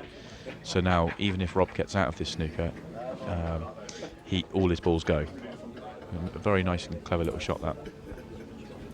Yeah, because the temptation would have been, especially not having played a pot in anger in this match, would have been to try and go for it from the start, but it's intelligent play from Toby. Yeah, I fully expected Toby to go for it in that situation, but it's I think the chances of Rob making the red from a snooker and getting on the black were so slim, and he's managed to open up his bad little cluster all in one shot, and he's now been rewarded with a great chance to win the frame. Frustration for Rob Donkin, but as Toby Bolt got the chance here. There goes the yellow, and here is his chance to get on the board in the Champions Cup semi-final.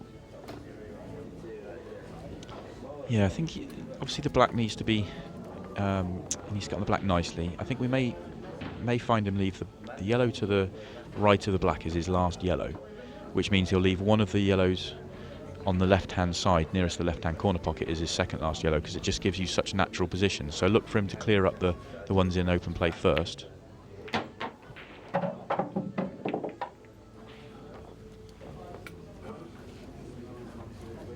I think that's not too bad for him now.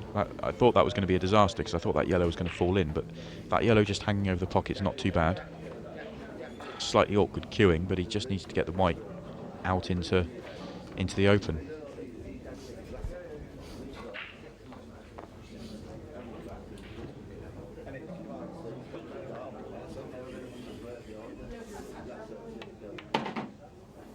He's overhit this one. Just hasn't quite got hold of the white in this visit yet.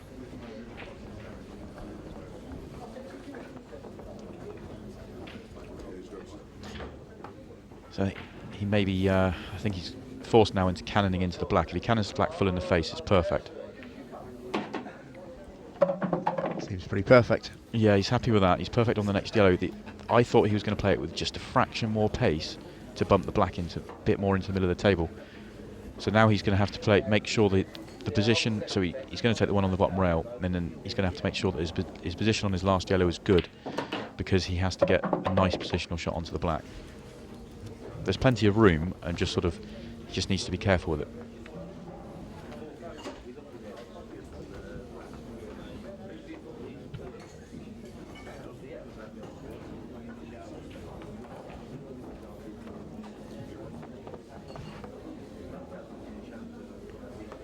Yeah, he's not perfect here, because he knows, because he has to have a really nice angle in his last yellow.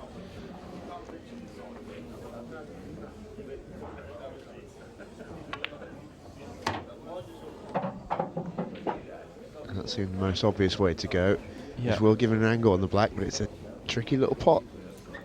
Yeah, I think he'll probably screw this on and off the side cushion, just because it's a much nicer shot to play it that way.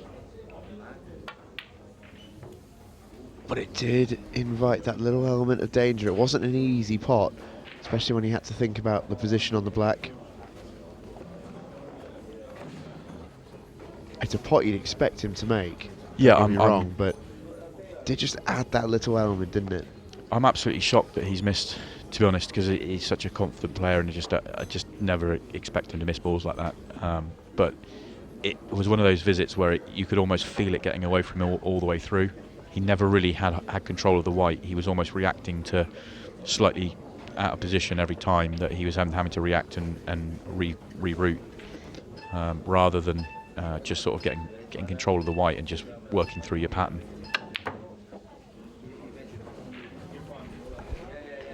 Well, Roberts fired that red towards the middle pocket, rammed it off the jaw.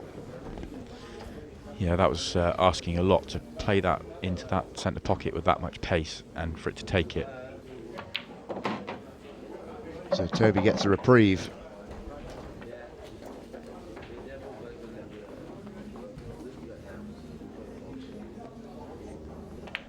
And he will take his first frame, and he'll be pleased with that. Yeah, Toby's going to be thrilled there because he knows he should have won the frame in the previous visit. So to be let off the hook a little bit, he'll be thrilled and might settle down now. This is Toby's most recent tournament history. You can see he won his qualifier to be here. It's Matt Povey. He's a regular on the amateur circuit, one of the best amateurs around. His most recent tour event was against John McAllister in the Scottish Open, and that's just an unfortunate draw at that stage because John McAllister was on fire in Scotland. Yeah, the form that John showed in Scotland was very, very impressive. Went on to win the tournament, of course. Yeah, so tough draw for Toby, but yeah, he is one of the top amateurs on the tour. Didn't get a kind one in the World Championships either, trying Mark Foxworth in round one. Yeah, I think he's played Mark 2 or 3 times early on in tournaments, so yeah, I think he's not been blessed with the greatest draws. But I fully expect Toby to finish high enough in the rankings this year to be offered pro status if he wants it.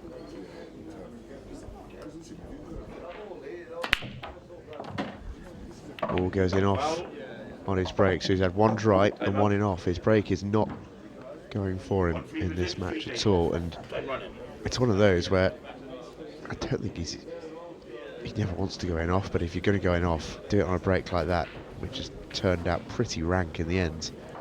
Yeah, he's just mishit that completely. You can see he hasn't got any movement on the balls. They've all stayed very. They've hardly moved at all in the bottom end of the table, and then just screwed the white straight into the corner. So he's really mishit that break. Which I guess if you're going to pot, as you say, if you're going to go in off, then you don't really want to leave a wide open split. But Rob will still have an opportunity to develop them with his free shot and then go after them. And of course, you mentioned in the first frame, Rob is a highly aggressive player. Won't deter him to stay to the pack, and at least now he's got some separation. There's not one colour really blocking the other. They seem to have a distinct line between them almost. Yeah, I think yellows are an option here. The yellows aren't too bad. It's going to be the black. It's all a bit congested still. It'll be interesting to see which way he goes. He could still go either colour.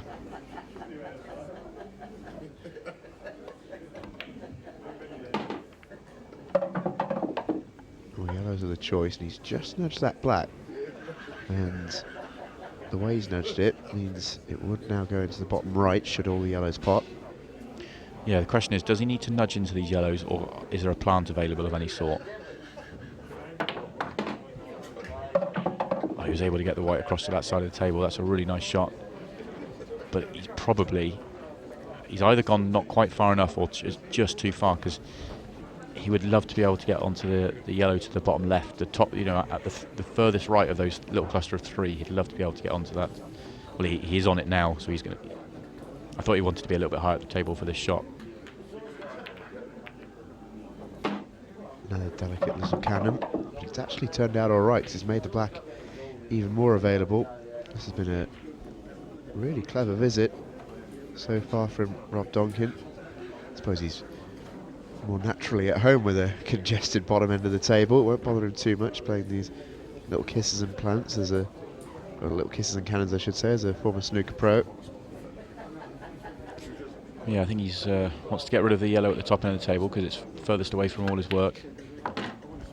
this is going to be the key shot now. If he can get perfect position, he's going to put the one over the bottom right. If he can get perfect position off this shot, then it should just be routine.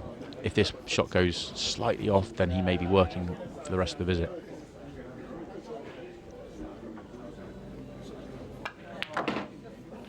And he's just underhit it. That's the look, the man. He wanted another 6 to 8 inches on that, if not a little bit more. Just didn't get into it enough, did he? No, just didn't get enough. Almost got too much side on it and not enough topspin on it.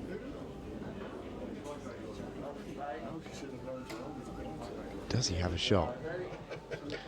Well, he's going to come up with one. That's how aggressive he is. He's going to come up with something creative. Just wonder if he can cut the one he's closest to, up to the top left. Yeah, I think you're right. I think that's what he's looking at. He sort of stood behind the line of that yellow into the top left. You just see him there in the front of the camera. I think you're right. I think he'll be looking at that shot. It's a devilishly difficult one, but just look like that's what he's playing. This would be some shot. Great shot. Oh, I thought that was in. And he's so close. He is so close, but didn't quite get it. Yeah, you can see there he really was close to having that drop. He would have been on the next yellow as well. Yeah, he would have been on the yellow, but cannoning into the black, so would have needed to control that well. But I thought he'd made that when he hit it. But it was all. The problem was that it was all down to the previous positional shot. If he gets that positional shot right, then they are routine. So that's what let him down, not the missed pot. So the last time Toby had a chance like this, he just couldn't quite get hold of the white. Now he's won a frame. We'll see if he can do a little bit better job on it this time.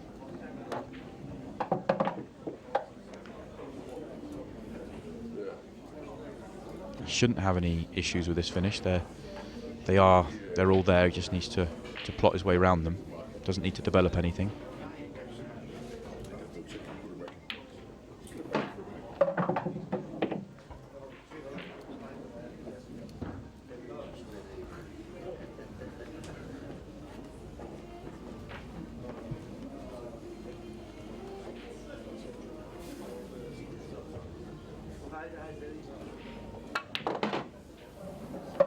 He's just overhit this one. Really got into that. Yeah, if he's straight onto either of the reds to the bottom left or the bottom right, then it becomes really, really simple. He's now got to play a nice positional shot.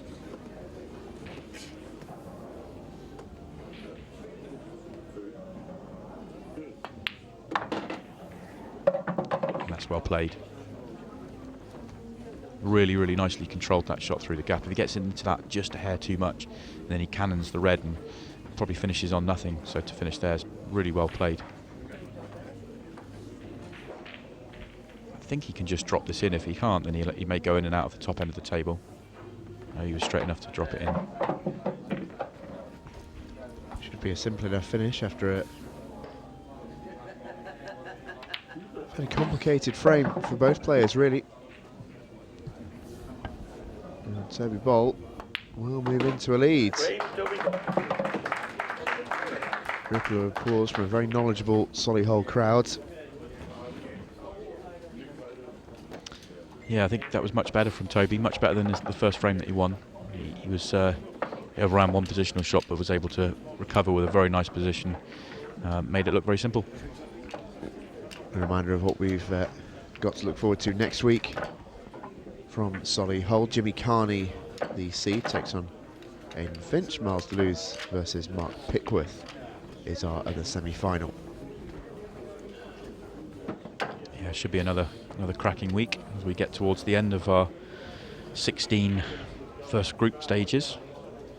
A reminder of how the tournament continues from then. It continues in this same format. There'll be 4 weeks of last 16 action, where we will see 2 last 16 games and 1 quarter-final each week, and then we've got the final week, the finals week, with 2 semis and 1 final. Getting towards the end of this Champions Cup, it's getting exciting. Yeah, I think from the last 16 onwards, I really do think the excitement levels are really going to be ramped up. There's just going to be great matches everywhere.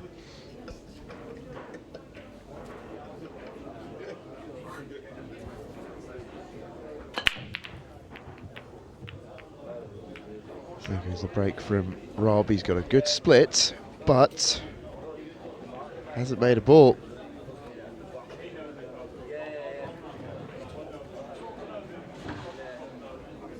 Been a really interesting game this so far, because both players have been a little bit prone to errors. I think Rob's just been a little bit unlucky on that break. He's got a good connection for sure. Yeah, I think he hit that break really, really well. Got the white tracking up the centre of the table, because I think that's the way he plays it, for the white to come right up the centre of the table and back out, and he seemed to catch it nice and clean, just didn't make one. You can see the number of balls in the top half of the table that he sort of spread them far and wide. He's been a fraction fortunate in terms of once you come up dry, he hasn't left Toby anything really simple to go at. I think he was playing a long pot to the open, to a big pocket, I think, or either at the plant, or either way he hasn't made one, and he's given Rob a chance. Yeah, I think Rob got a little bit of luck there, because in playing a pretty good spread and a pretty good break, but not getting one off, for Toby not to have a shot, he's got away with one, in a sense. Yeah, I'm trying to work out whether Toby was trying to play an aggressive option there, or try and get the white. I wonder whether he was trying to get the white back to the sort of top cushion and limit Rob's opportunities, because I'm not entirely sure what he was playing, but either way it didn't come out great for him, and Rob does have a chance. Yeah, I think we can agree that either way it didn't come out great. He's left an open opportunity hit for Rob. It's got a bit of an issue here on this one. This isn't an easy shot, but if he can get it away, the rest of the frame might well just open up for him.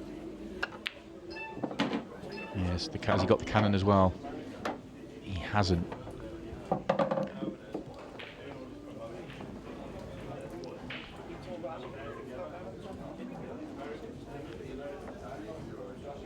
Oh, he's been a bit unlucky. He catches that fraction thicker, then he leaves himself a good opportunity. Hasn't nudged it open, and he's not on the next ball.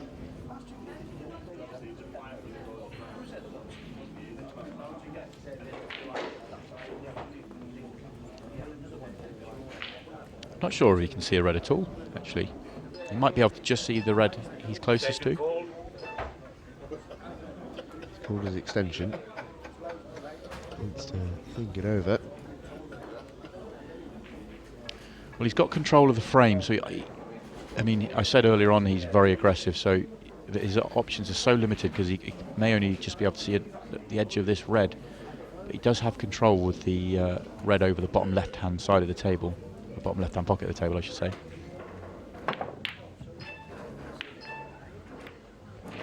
He nearly dropped the red in over the pocket. And he's had a touch there, though. That's come out really well for him, because he's just nudged that red closer to the pocket to make it, to really take control of that pocket. Where it was, he could have played a yellow off the cushion, off the red, and opened it up, but it's now really taken control of that and left Toby difficult. He does have a pot on, but the finish is very tough. Yeah, absolutely. I think even though Rob is a super aggressive player, I'm not sure we can credit him with going for the shot there. With the red bottom left. That's come out nicely for him. Toby will make that one. Yeah, so I think Toby's going for the finish here as well. He was playing, he's just over sort of come back, over screwed it, if you like. He was trying to leave himself a double on the yellow on the left-hand rail, but he's just come too far to make that double easy.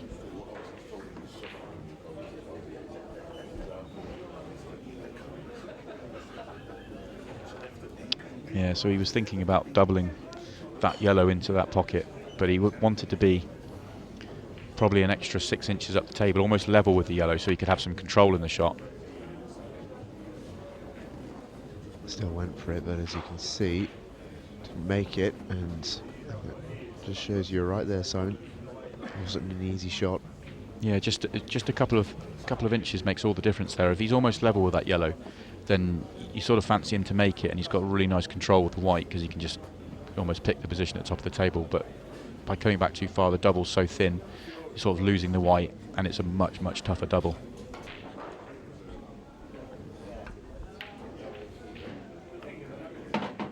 Rob just drops that one and really delicately played that with a bit of drag, just to slow every ball down. And he's played that really nicely because he's held the white and just dropped in the plant, which means the red will stay over the pocket for him. Yeah, his big problem is the red nearest the left centre. It does pot to along the rail, and if you're right behind it, you can drop it into the centre. But getting right behind it into the centre would be very tough. It's not in a great spot for a double, and of course your other red's at the top end of the table as well. I think his plan was to be straighter on this red to the top on the top of the table, and then play the red onto the red over the pocket. He may still try and do that. May play this with an awful lot of left-hand side. There's the side. Oh, he's played for it into the corner. That's a great shot. Yeah, I wonder, maybe his plan was always to play it this way, because it would have been tough to control the red onto the red and keep the red over the pocket. So that's a great positional shot. Just drops the pot in really nicely.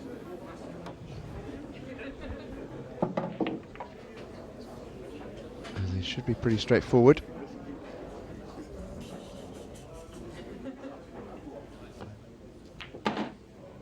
That should be pretty straightforward here as well.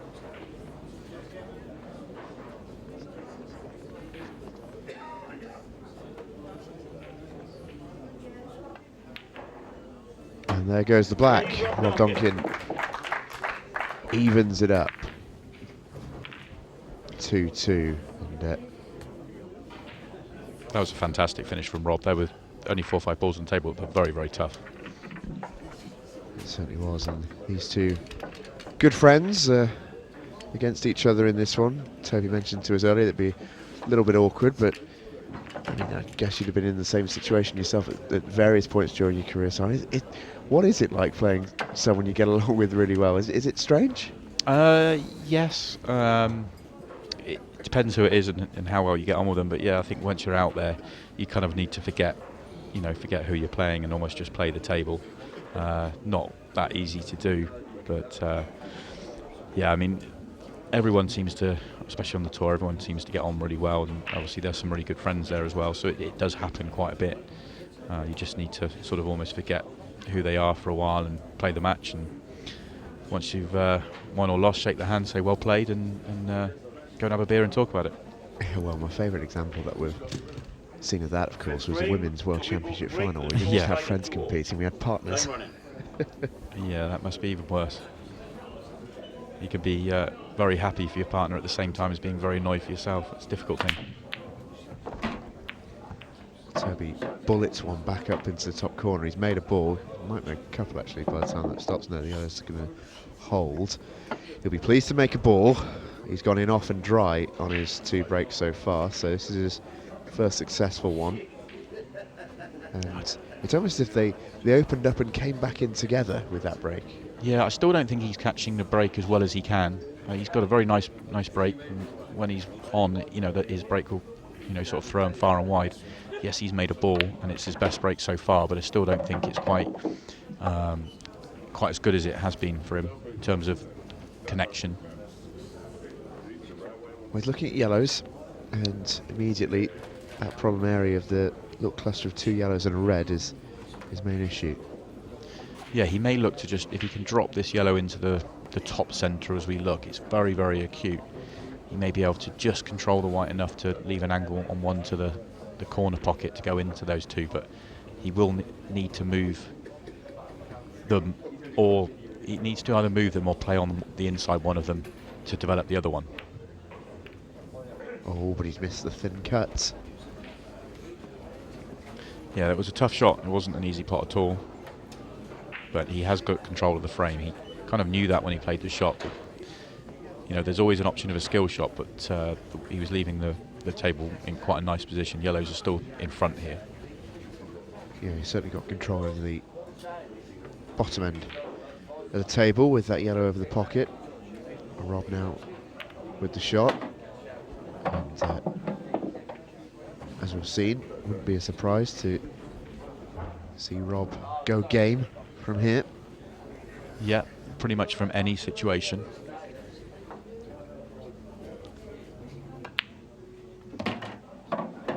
Okay, so he's obviously, his big problem is yellow over the pocket. He's either going to play a skill shot, as in he'll get behind that red and play red onto yellow and just get the red follow it in, or he's going to try and get an angle on another ball to go into them. So it is going to be the former. He's going to play red onto yellow and try and make the red in past as well. Full on skill shot then, this could be crucial. Does he make the reds? No. 1-3 was it, 3 deadlock. So therefore, that is a foul. Toby back at the table. Skill shots are always a touch of mystery. But you can see there he almost dragged it in. Yeah, I'm surprised. I thought it was one of those that I really thought he would make. He did get the movement of the red following it on, but not quite enough. And handed Toby a great chance now. Yeah, there is always that element of mystique almost around the skill shot, because it is such a unique skill, but if it's straight and you can screw the ball to then create topspin on the object ball, that is the science to it. Yeah, I think there's a putting some, if you put backspin on the ball, then it can impart topspin onto the object ball, and that can help it. But it's a bit of a myth, really, in terms of you could play it with topspin, you could play it as a stun shot, and he played that as a sort of stun shot. He wasn't screwing that; he was sort of stunning the white up the table. So yes, you can do it to help it, but if you're right behind it in that way, it's almost a case of you want to get, as long as you catch the. Oh wow! Did not expect that. I think that sums it up, your reaction there. Oh wow. Yeah, stop me mid. Well, it's only half a pocket, that's why. Didn't have the full pocket to go at, but it's still, there was enough there. No, just going back to that skill shot, if you catch the ball over the pocket, the ball you're putting on over the pocket, you need to catch pretty full onto that ball. It needs to be as almost square on it, so that it will just follow it on. Any hint of left or right on that ball, and it will just flow it off to the left or right. And you can see on for Rob, he did get the line right, he just didn't get the movement of it forward. That was a difficult pot for Rob. Certainly a far more difficult one than the one Toby missed. But again, it's a shot you'd have expected him to make. Yeah, it's not a difficult, yes, it's a difficult pot, but it's one that I fully expected Rob to make. Some come out pretty kindly for Toby.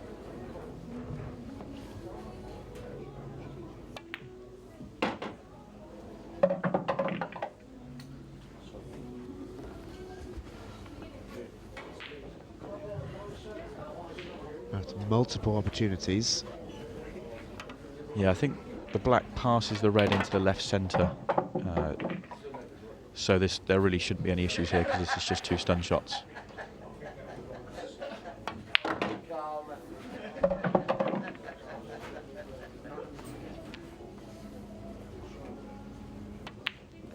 Simple enough finish then for Toby Bolt after he was made to work pretty hard in that frame.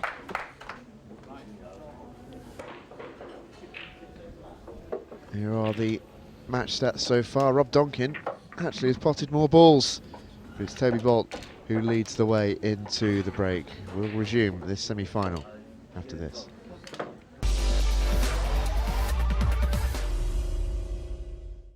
The IPA Freesports Champions Cup pool is brought to you by Select Car Leasing.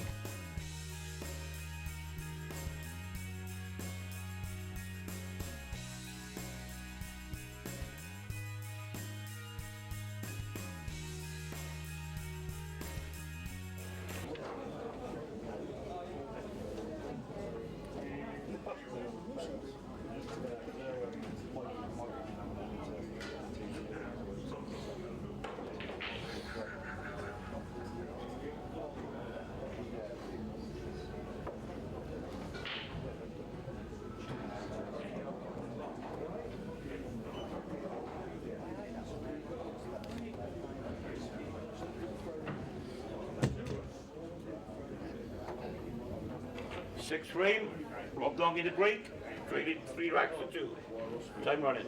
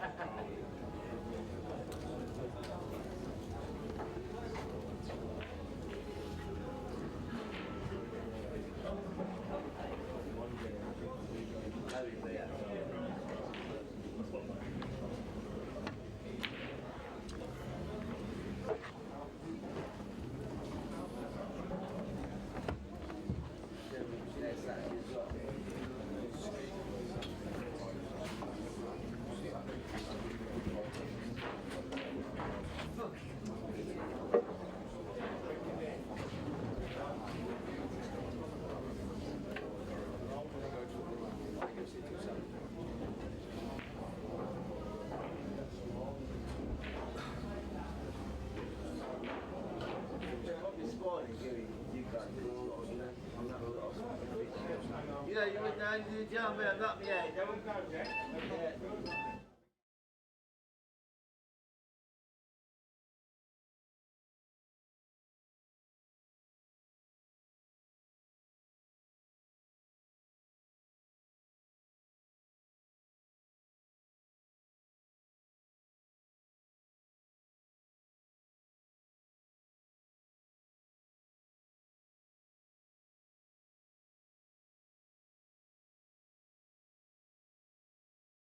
The IPA Freesports Champions Cup pool is brought to you by Select Car Leasing.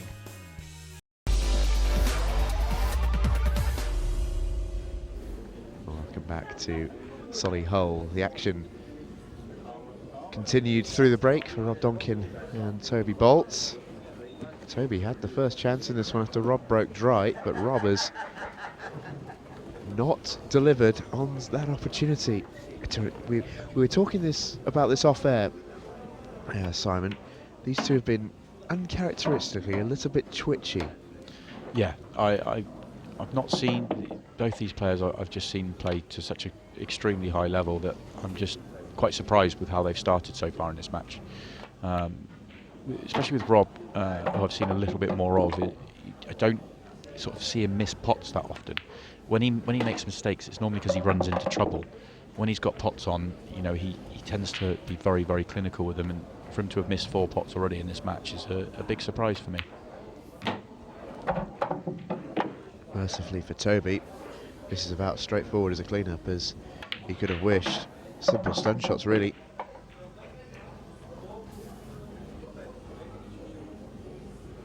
Should sweep this up. He does. And he races into a lead. Grabs his chalk from the table. Yeah, back down the club. the old school style. Maybe he's using a racket cue as well. That's Andy Lucas.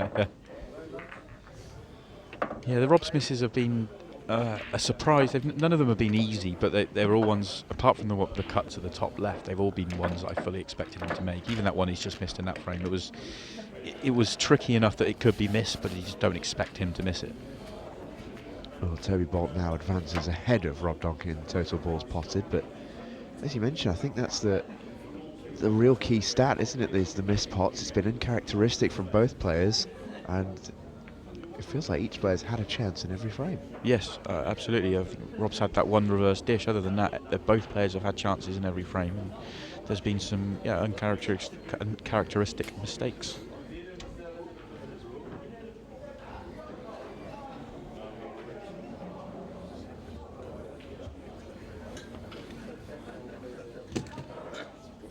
Seventh frame, Toby Bolt to break, leading 4-2. Time running.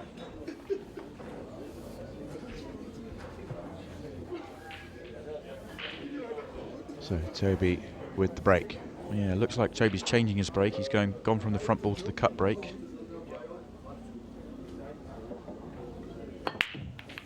Really revs it up, doesn't he? Again, it's not come out kind for him, and I think that facial expression says it all. His break has just not been kind to him at all in this match. Yeah, I don't think he's quite catching the break as clean as he normally does, and then he's being punished for that as well.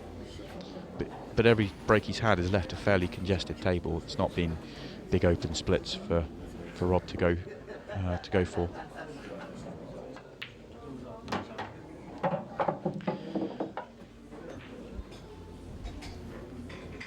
Well, that little look and scratch of the head from Toby just says to me that he's not expecting another visit in this frame. Yeah, but Rob's got plenty of work yet. That's a very congested little cluster in the bottom end of the table. I think if you take them in the right order, they might all go without having to move any others. Oh, and another missed pot.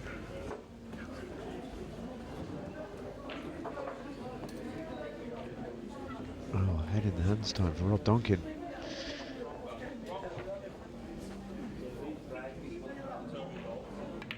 Just don't expect him to miss that. No, not at all. Again, it's a tricky-ish pot, but you just fully expect him to knock those in nice and clean. And I was sort of talking through his finish because it never even entered my head that he would miss that one. And while we were watching the Rob Donkin miss, Toby's missed a simple one. Yeah, I think he was. The pace he played it at, I think he went for it. When I saw where the red had finished, I thought he might have just tried to take the pocket, but he played that with quite a lot of pace if he was just taking the pocket. But then if he has gone for it, he's not left himself on anything, so I'm going to give him the benefit of the doubt and say he was just taking the pocket there. But I think Rob's taken a skill shot on. He did. It's not gone for him. One free shot, free visit. And in doing that, it was. I mean, this is the best example we've had so far of the point you made right at the top of the match, that Rob is an uber aggressive player. He's taken not only the skill shot on, but fully aware that he's going to smash into the pack of balls as well. Yeah, he's going to go down guns blazing if he goes down. It's the way he plays, and as I said earlier on, he wins tournaments playing in that style, so you can't argue with it. But it does mean, it looks bad when it goes wrong, and a shot like that looks a little bit crazy when it doesn't go for you. But that's the way he plays. And of course, if he makes it, it looks amazing. So. Yeah, that's the other side of it, of course. The first skill shot he attempted in the previous frame, I fully expected him to get. That one was much tougher. And just with the way the match has gone, it was going to be difficult to make it.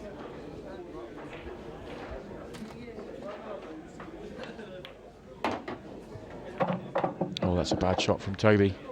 Yeah, Did not wanted to avoid that altogether. Yeah, did not want to cannon that. He's just added a ball to work out for him. I was about to say that there isn't really any problems here, and then he goes and nudges one safe. Yeah, he's made himself one. No frame's been easy in this match. It just seems to be a bit of a theme. We saw Ben and Andy struggle a little bit in their game, but not to this level. These two are really going through the mire a little bit here in this match. Yeah, there was some nice finishes in the first match between Ben and Andy, but they also had a couple of mistakes each as well. But this one, seems to be a mistake in every frame, and it's whether the other player can punish them.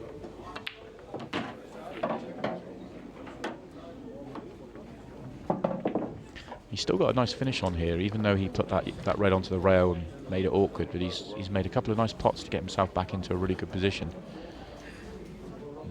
He'll take the 2 up the rail now.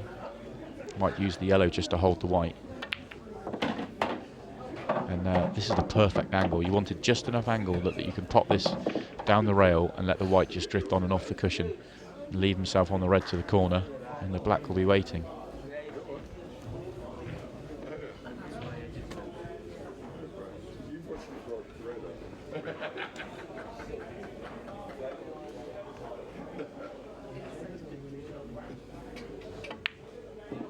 Played it nicely.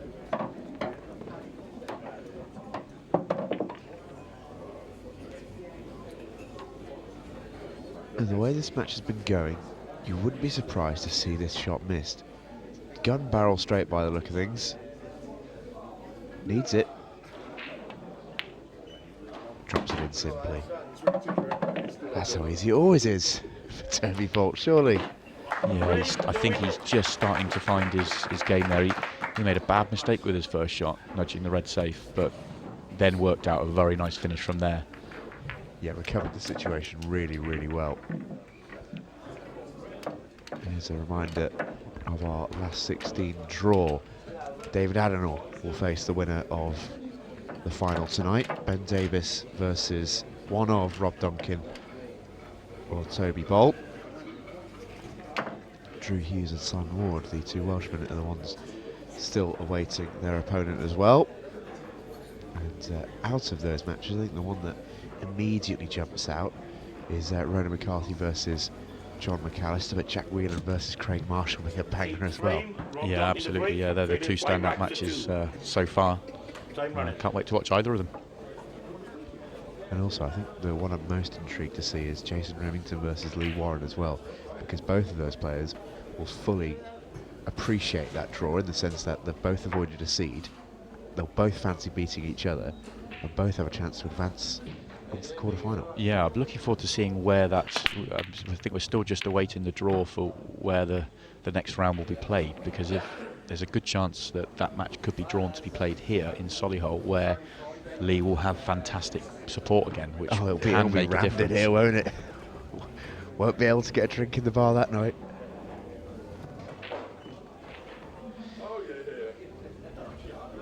Another dry break from Rob, and the way that Toby's played in this match, he's really started to grow in confidence as the match has gone on. He seemed to, I think he's sort of finding his feet, and he really looks sharp now. Rob may have played his last shot. Well, this could be the final visit. It's come out pretty nicely. It doesn't want to be snookered there, though. Just as we say that, he makes a slight positional mistake, and I'm not sure. The only yellow he can see is the yellow over the right centre, and I'm not sure whether he can cut it in or whether... In fact, he can't. If he could cut it in, he can't see enough of it to cut it in. So I think Rob will come back to the table. Well, that's commentator's curse. It's very finest, I think, there. Goodness me.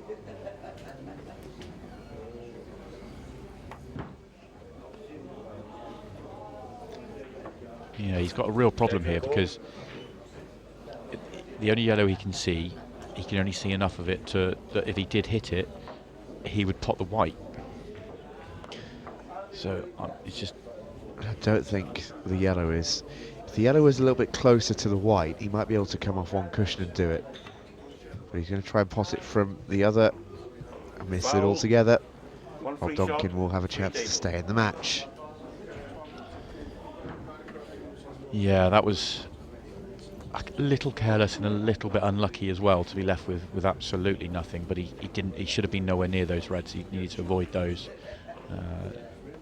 But he's given Rob a lifeline.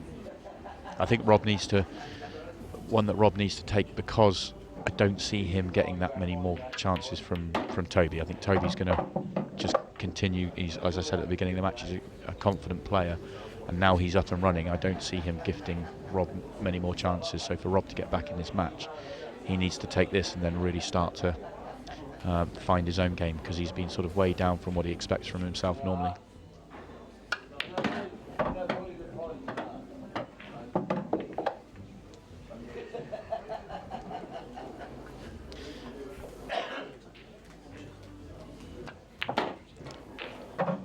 The good thing for Rob is that if you are struggling a little bit and this is the sort of finish you want just to get yourself going, because it's sort of fairly routine. You just need to work your way through it.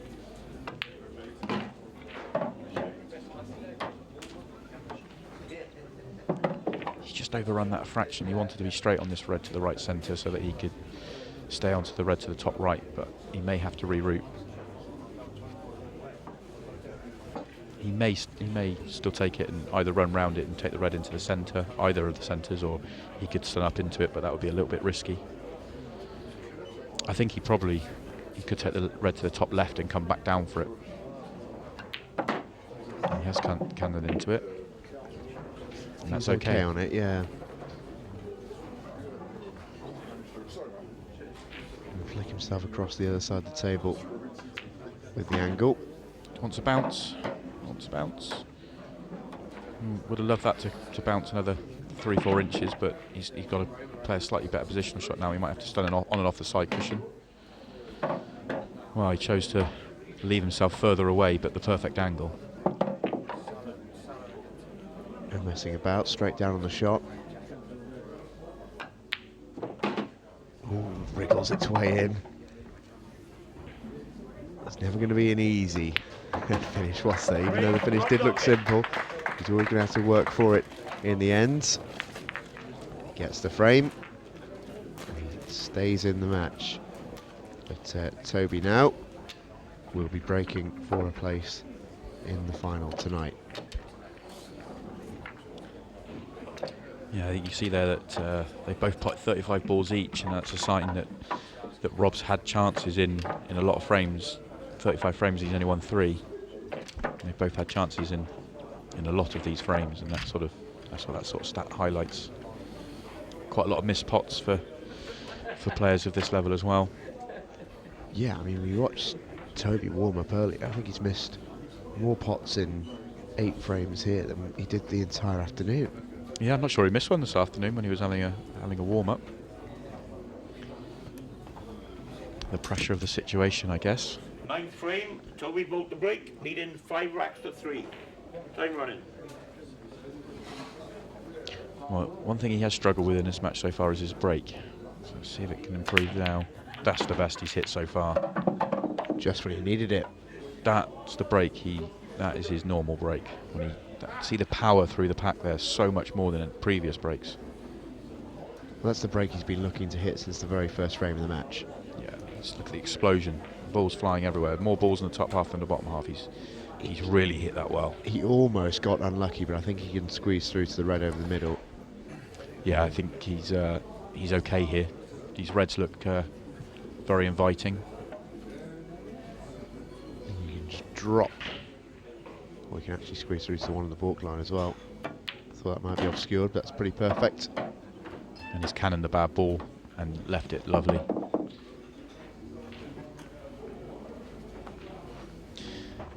Yeah, just nudging that red down the rail. You see on this replay. Just nudging that down leaves it as a very nice simple plant for him. He's made hard work of it at times. Toby Bolt. Oh, that's a bit awkward. He's played on the one to the top, the furthest part of the top, or the highest part of the table, because it doesn't go to the top left. He wants to get on the top right, and he's gone straight after it, but he's not on it, so he's just underhit that one as well. Yeah, just as I was saying, hard work at times. He's making hard work a little bit of this finish as well. Just chasing it a little bit. And usually when we see this, there's an error further down the line. He'll be hoping it's not going to be the case here. And pot his way out of trouble. That's a very good shot. I'm not sure if that red goes to the top left though. If it goes to the top left, then he's perfect. If it doesn't, then he needs to play a good positional shot. Oh, it does. He does.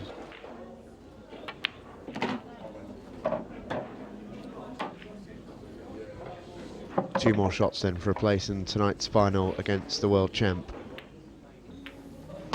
Just feathers it in. It's a handy little cannon. Simple black, and Toby Bolt has done it. He makes his way through against his good mate Rob Donkin. Yeah, good performance that from Toby. He really sort of grew into the match, started a little bit shaky, but as the match went on he just got stronger and stronger and finished it with a break dish. Yeah, superb performance in the end from Toby Bolt, who had to work hard to dispatch of Rob Donkin. We'll hear from him before we have the final tonight. That's after the break.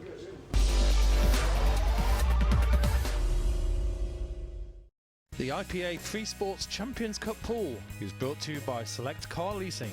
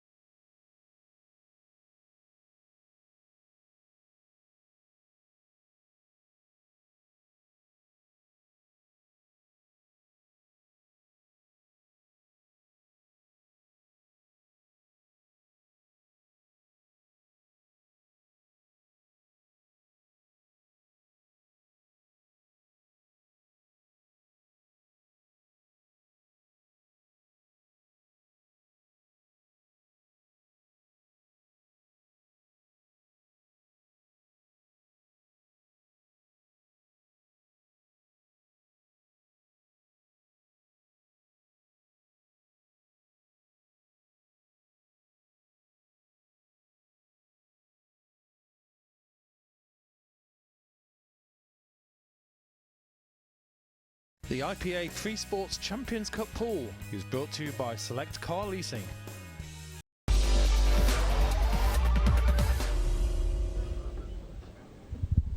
Yeah, welcome back to Solihull with the winner of our second semi-final. Toby got through that in the end. It was a tough match for you. How do you feel?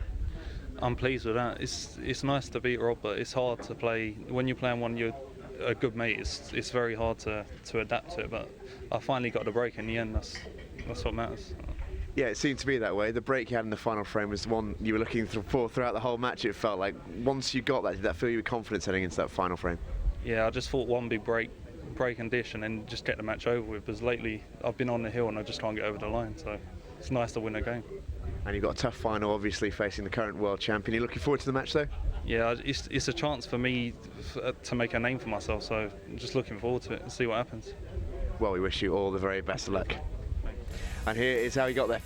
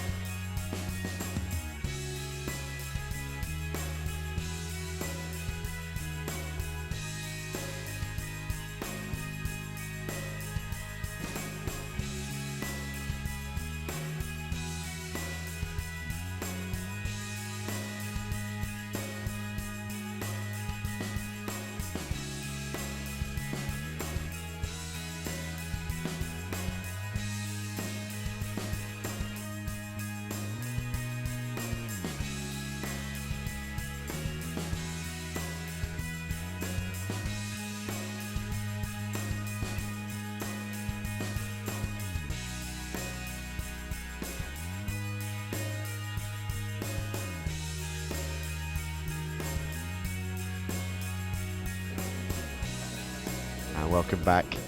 That was how Toby Bolt did it against Rob Donkin. And that is our final for the evening. Should be a cracker this. Ben Davis takes on Toby Bolt for a place in the last 16 of the IPA Champions Cup. Ben Davis versus Toby Bolt in a race to 6. Thank you very much. All right, Toby. All right, well. Referee Hugh just informs the watching crowd of the game, and it's the final which we couldn't predict tonight's outcome at all, because any of the four could have been in this final, but it's certainly an interesting one. It's interesting to hear Toby's interview as well. He's just looking forward to it because it's a chance for him to make a name for himself. I think that's the attitude that he's got to go for. Yeah, he might be freed up a little bit, having got through that first match. He looked a little bit tight at the beginning of it, but he really grew into it. But now he's won that first one, he may be thinking that, I'm playing the world champion. He might free up and actually play some of the pool that he's capable of. And if he does that, then he could really scare Ben here, and wouldn't be a surprise at all to see him get over the line.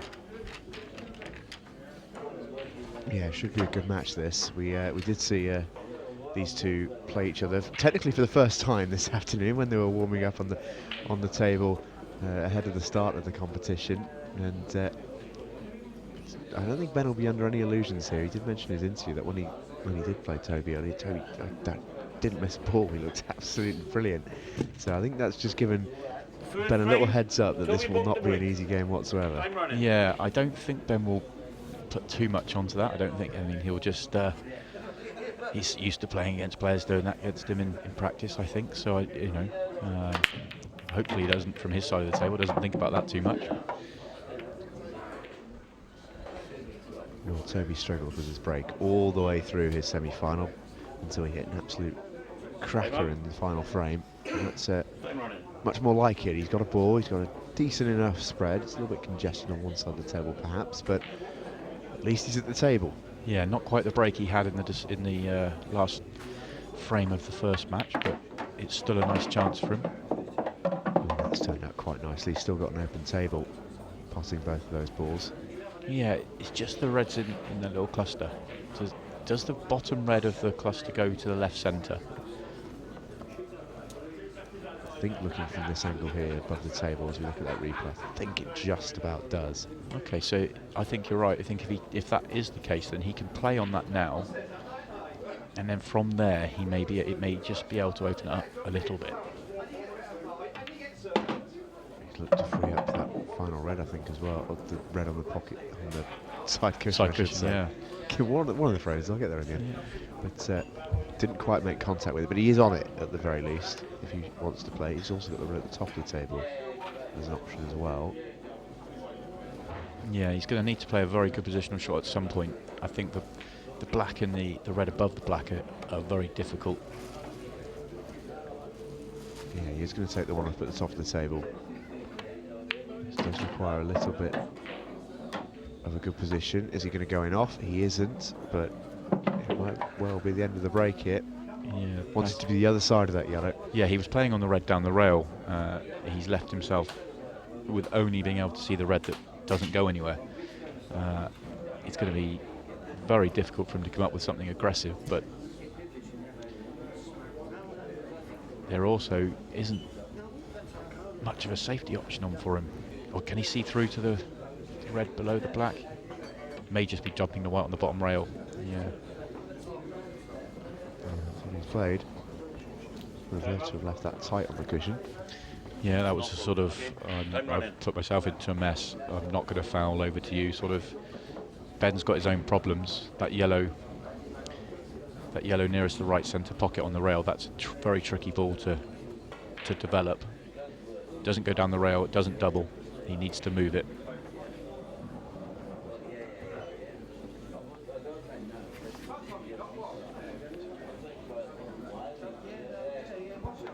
In fact, he's going to do that just now, returning a safety. Yeah, that's a clever shot.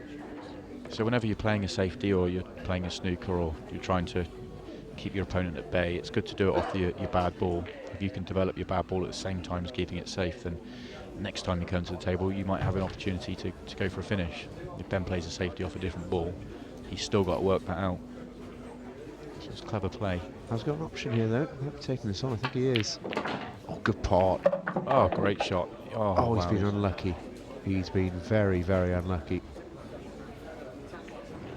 I thought when the balls were in motion that he was going to come out plumb. I thought that white was just going to roll through the gap and leave him on the one to the right centre. Close up the call. Stand running.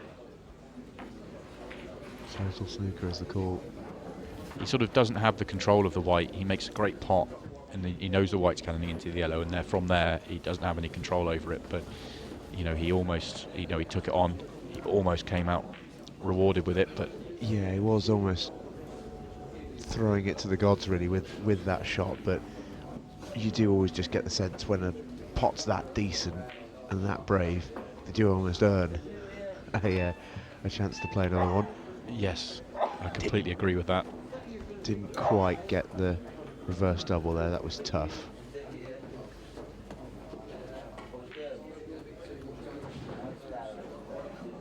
So Ben's first chance in the final. Doesn't have anything to develop, doesn't need to move anything.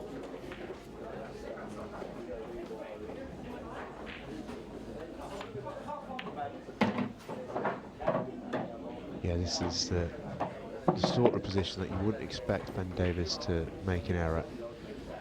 Yeah, he's sort of made half an error there. He's overrun that positional shot by quite a distance, and now he may be forced into taking a cut into the centre, or he's probably going to take this into the corner. I was going to say if he takes it into the centre he's going to cannon into the black, but he can still take it into the corner, of course. He played that really nicely.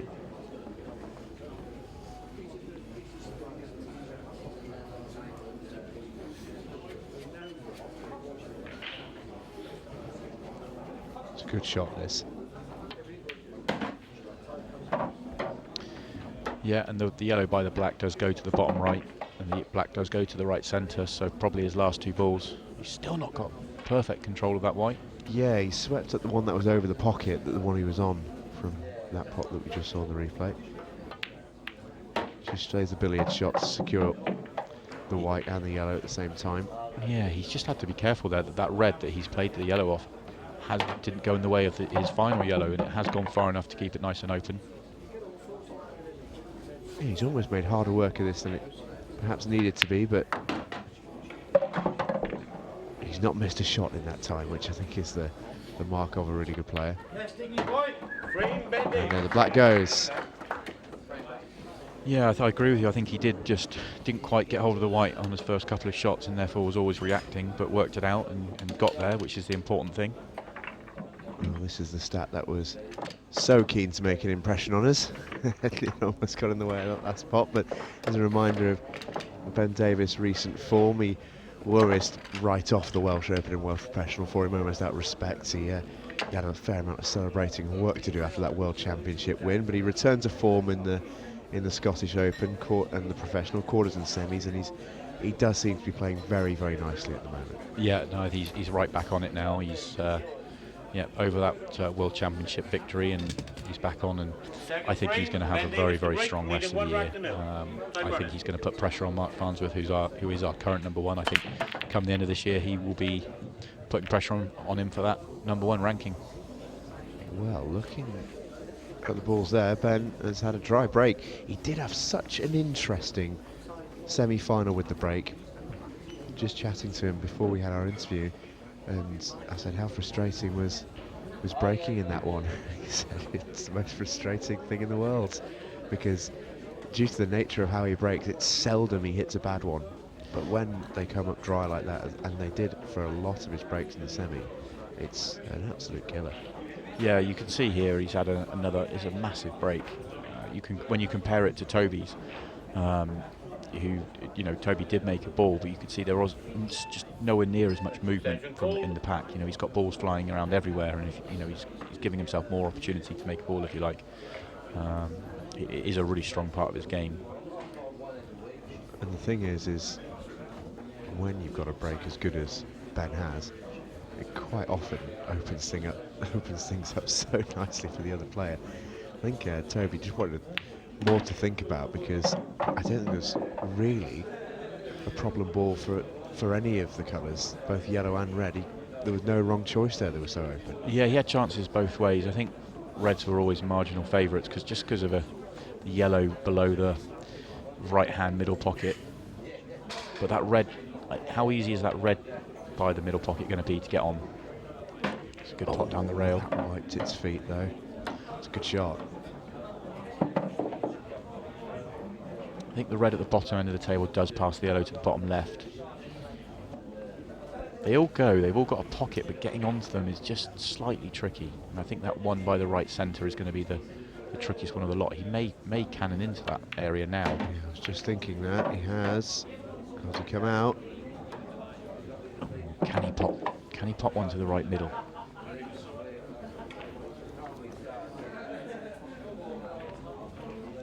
Well, that's the question. He was almost ruined if that went directly in behind it. I think he might be okay.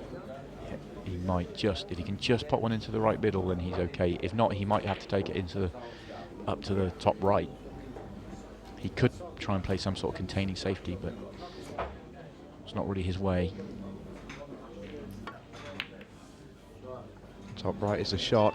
Yeah, he was trying to play cushion first off the yellow, and that was very, very close to being perfect. Just missed the yellow. He's purposely played into the cushion first. Missed that low whisker, hasn't he? Yeah, any brush, any contact on that yellow, and it goes in. That's as close as he could get without making it. I think he knows that, judging by that expression. Chance for Ben then. Yeah, chance for Ben here, and that yellow. I think the yellow that he's nearest to, he can drop that into the corner, into the centre if he likes.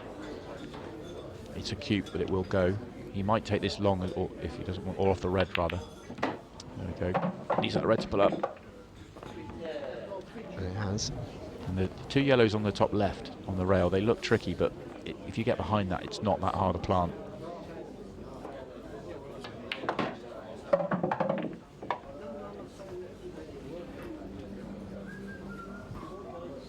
Looks like he's got a lovely angle to take the one by the red to the corner and just come up somewhere near the middle pocket with the white. Wants to be fairly straight on the plant.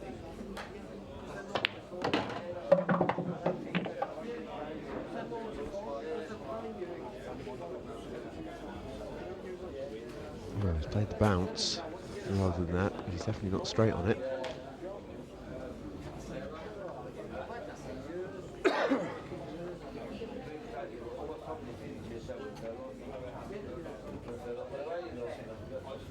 Yeah, from this angle, with this much angle behind it, it's just a harder shot. It looks like he might be taking the one over the pocket first. Oh, and misses it. Oh, I don't think I've ever seen Ben Davies react to a shot like that. He can't believe he's missed that. It wasn't easy.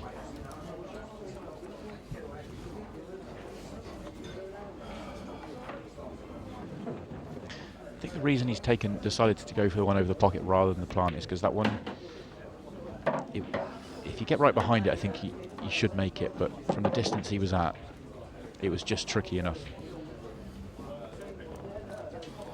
Well, there's a shot with the yellow that you would expect him to make, and the natural position obviously would have gone across the other yellow, and the natural position was across the other one. Did almost work itself out, and the fact he didn't cover all the pockets so Toby could play that shot, Yeah, it's just almost the final nail in the coffin, really. yeah. First glance, it looked like it wasn't going to be so bad for Ben, but that red was able to sneak by, and Toby's played a great shot, and he's now got himself he's one good pot now, and he'll leave himself the black to level the scores up. And it's just the way that Ben reacted to that shot. Cue down, stared at the table for a couple of seconds before walking away. And it will really hurt him. It's a good shot that from Toby, really good shot. Makes that black pretty unmissable. It's 1-1.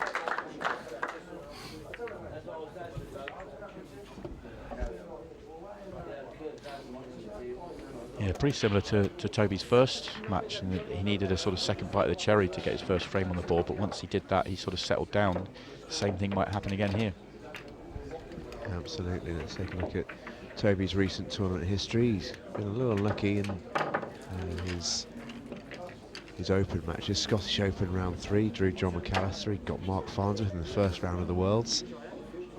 But as you mentioned at the start of the night, one of the most talented amateurs on the circuit, and as the technically lowest ranked of the 4, about the highest ranked, lowest ranked you could possibly wish to have in this group.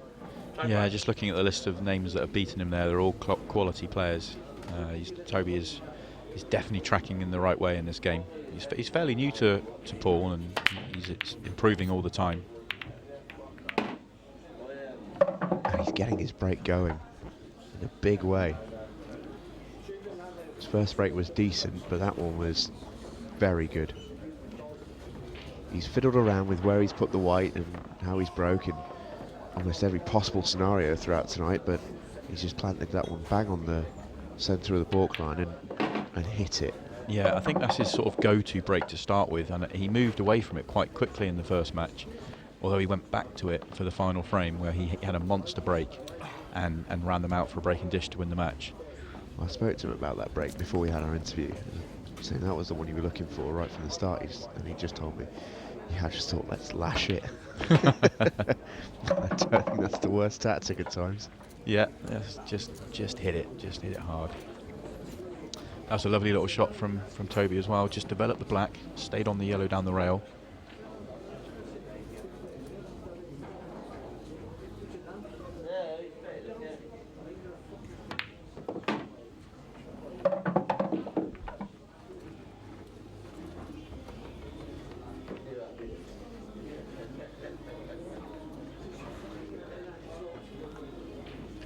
He's just off angle on this yellow to the right centre. He can use the red, so if he wants to, but that's only creating more angle. So the positional shot of this is not guaranteed. And it was the pot. I think that's purely caused. I think, as you mentioned, you should almost try to pinch the pocket to get the narrowest angle he could. That's a really tough pocket to pinch. Yeah, it's all about the white is the reason he's missed this pot. He's only thinking about the positional side of this shot, and he can't believe he could miss it. Yeah, he's just trying to hold the white as best he can. Taking his eye off the pot. He still has. There, he's still thinking about it. Yeah, he is, but he's still got complete control of this frame. That yellow on the top left is causing Ben some major problems, and the top right.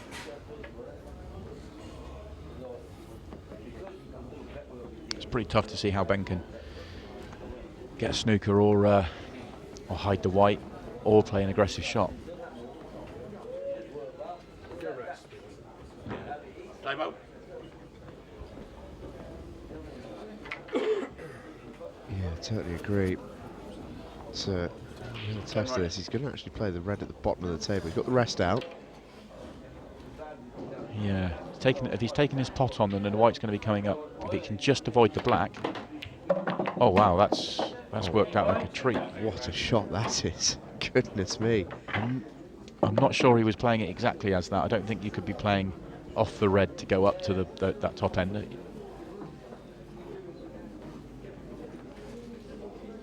But that certainly helped him a little bit, but he's still got problems. Yeah, it's not quite come out as ideally as he could have had it, but that would have perhaps been greedy. The red going across the table has become congested with the other two and made itself another problem. Yeah, it's solved 2 of his problems. He's still got 2 more.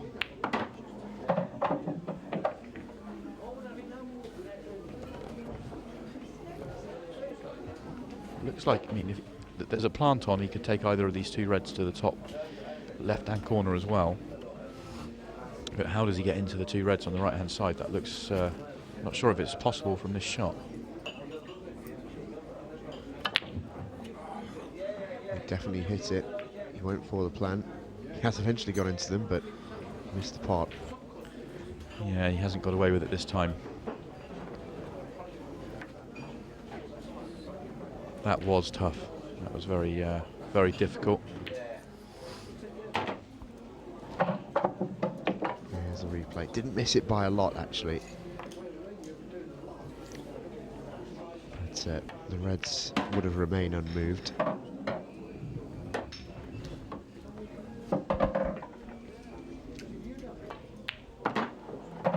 See the other side that Soviet played that with is after a pretty good white. For 2-1. Toby Bolt leads the world champ in the final of the Champions Cup, week number 12. Here's a reminder of our first round games that we've seen so far in the Champions Cup. Top 2 there, our very first week up in Washington, then a bit of a mix around. You'll see your very own name there, Simon, 6-2 over Zach Wilkinson. Yeah, pleased with that one. You see the Scottish names there. That's all going to be the last 2 weeks of the this early qualifying stages. And this completes the bottom half of the draw. And we can almost manually add in those results. Toby Bolt and Ben Davis victorious over Lucas and Rob Donkin. Full frame, Ben Davis to Getting there with break, the trailing Champions 2 Cup. racks It to 1. seems like Time running. it seems like we've been playing the Champions Cup for a long time, and it really has got going now in a sense. Yeah, we absolutely Time out. blasted those balls, by the way, on that break. Yeah, there's some anger in this break. Look at the air time on that white. I mean, he's already got one of the hardest breaks in the game, without doubt, and he barely moves his cue to do it. He's just got such amazing timing. But goodness me, he absolutely ramped it up on that one. Yeah, maybe a bit of frustration. He knows he probably should have gone 2-0 up, and he won't be too annoyed with the previous frame in terms of when he came to the table, it was such a slim chance for him to clear up. He's attempted it, it didn't happen. He's probably still annoyed about frame 2 rather than the last frame. But he certainly takes it out on the balls here.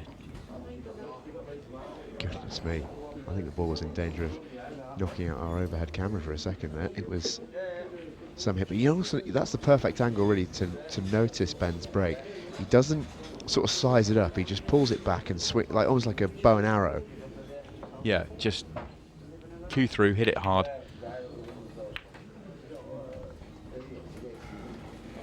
Well, he tried a little plant there, red onto yellow, and it's not come off for him. Let's have another look at this one. He's just unstuck them. Yeah, he wanted to make the plant. He wanted to flick the top yellow whilst potting the bottom yellow, so that the top yellow just come off the cushion a fraction. So it was sort of, it wasn't just a straight plant he was trying to play there. He wanted to flick the first yellow, just caught too much of it, and the second yellow doesn't go in.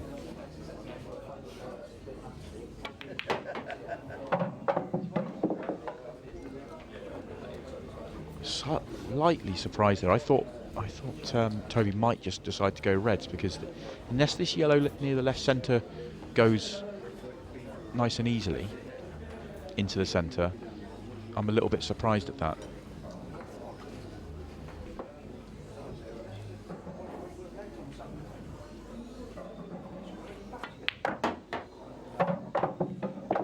You see from the other camera angle, both these camera angles, it looks like that yellow's very, very tough. And you've got the yellow by the black. I thought he might go reds. Toby's seen it differently, and he's out there.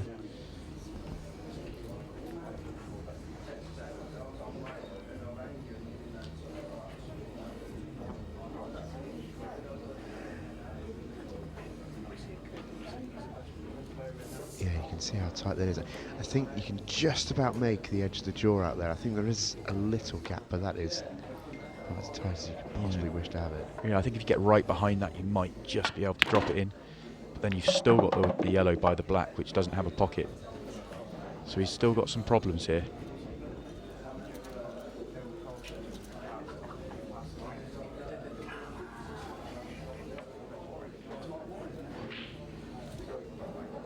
Yeah, he's almost trying to pop through his problems. Always a risky business. This therefore is a big shot. He needs to get right behind this yellow by the middle pocket. Just the way he's going about this finish, I wonder whether the yellow that I've said doesn't go at the top end of the table past the black. I wonder if it sneaks into the top right. Because if it does, then he does have a chance. Oh, go and make the pot though. Have to make the pot.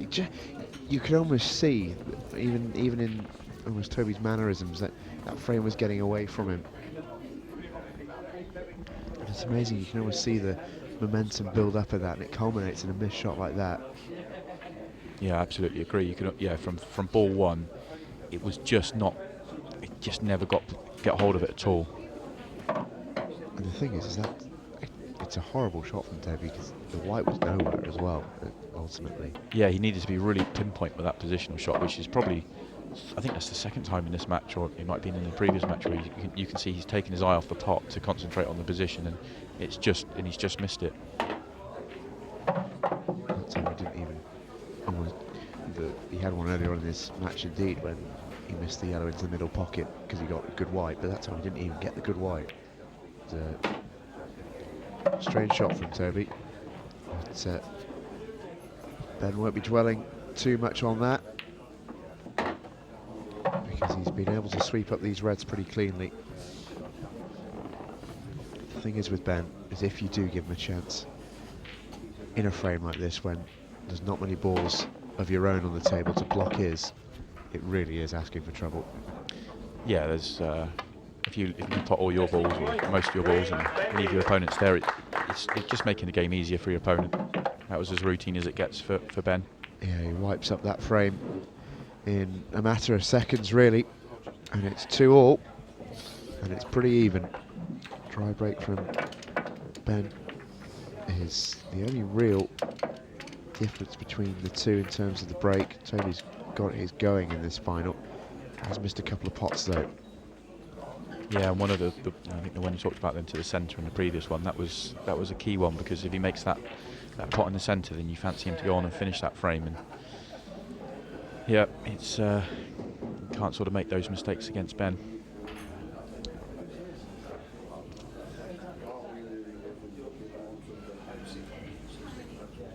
And obviously the missed pot from Ben cost him a frame as well. That'll probably be the shot that's annoying him the most, is that he probably would have felt he should have gone 2-0 up, misses the pot, gives Toby the chance, and sort of gets Toby going.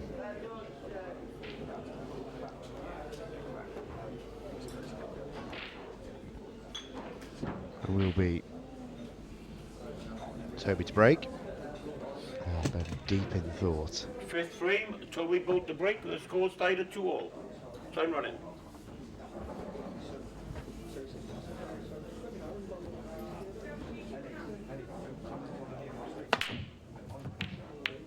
And that's almost like a return to form, almost, of his breaks in the semi-final. He's got a ball, which will probably irritate Ben sat in his chair, but this isn't an easy life for him. You can see here, didn't get the explosion out the pack as he would have looked. Yeah, it's almost exactly as we were talking about. You know, when you compare that to Ben's break, where the balls are flying everywhere. Yes, he's made a ball, but most of them haven't moved much at all. I don't know what it is. He's had 1 or 2 breaks tonight that have been just, he's got, you know, he's hit really well and they've been brilliant, and then the rest is just coming out a bit dead, and there's just no movement from him, so he's just not quite catching it as clean as he normally does. He's sort of giving him these sort of messy finishes to go for. He's gone for his extension. Looks like his choice will be reds. Looking at the way he's eyeing that up. Yeah. The problem with reds is that, yes, the cluster in the middle right is not too bad to solve, but it was the black which was the biggest problem. So that's why he's gone straight after the black. I think he's still on a red to the left centre, but he still has a problem cluster. Yeah, the black now goes into the bottom left.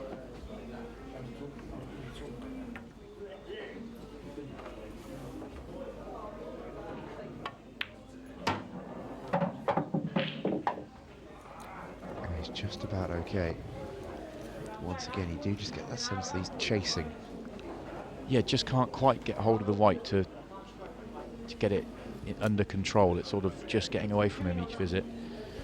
I'm not sure whether he needs to, if there's anything he can do with the cluster in terms of, can he make some sort of plant, or whether I don't think he can. I think he has to play into them, which is why he's gone for the safety, because he just had no finish on from there. Yeah, not a surprise, but this is a very, very messy table for Ben to look at here as yellows. Yeah, it's a clever safety from Toby, because he's left the only yellow that Ben can see is one that Ben doesn't want to play. You see Ben, I think he's looking to see if he can flick off the yellow that he can see and get the white behind the yellow at the bottom end of the table.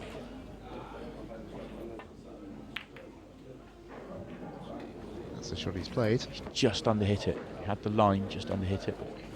He's given Toby a chance now.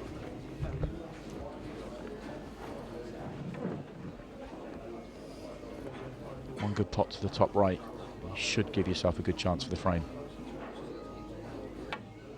Does require a good shot. It is a good shot. Yeah, that's a great shot from Toby, and I think the red that he's nearest to will pass into the right centre.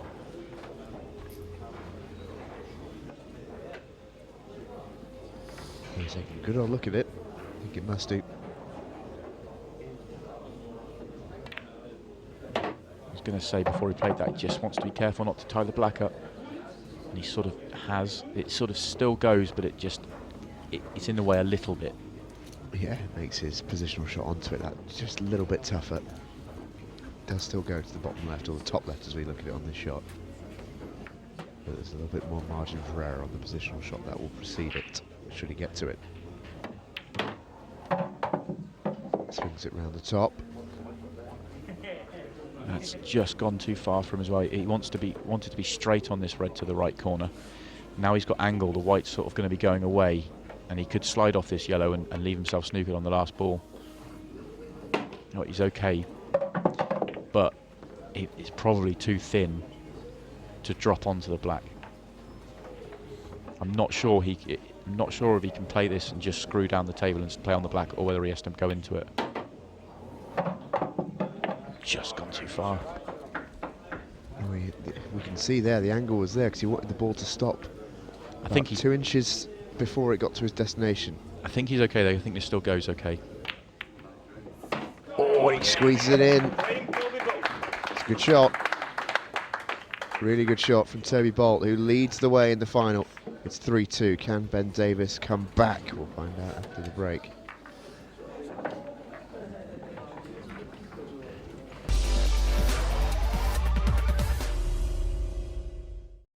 IPA Freesports Champions Cup pool is brought to you by Select Car Leasing.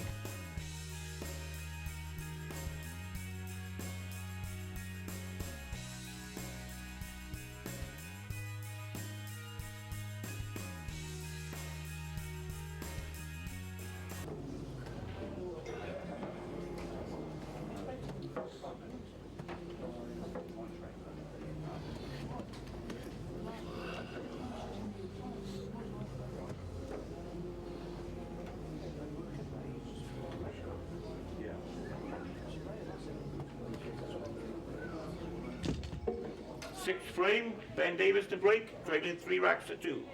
Time running.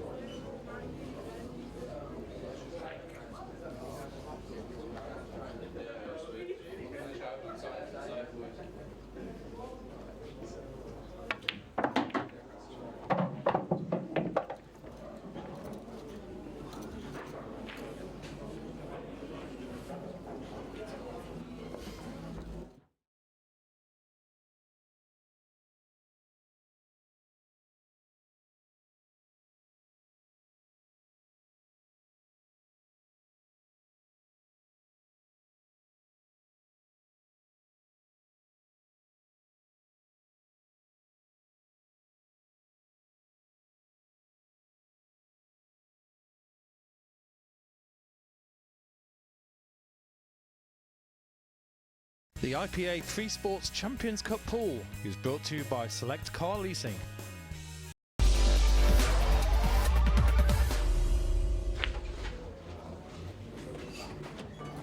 So welcome back.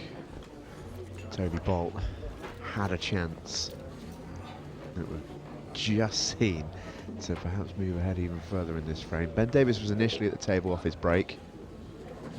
This was Toby Bolt's big shot where he tried to make something of his very difficult red. Initially it was Ben's break, he got into a bit of trouble, dropped the yellow that you currently see right over the bottom left, over the pocket, and gave Toby a horrible lie to try and clean up. He made a good go of it though, and that shot that we've just seen a replay of was a great attempt at trying to clear it. Just couldn't quite get it going, and Ben from here should sweep up the frame.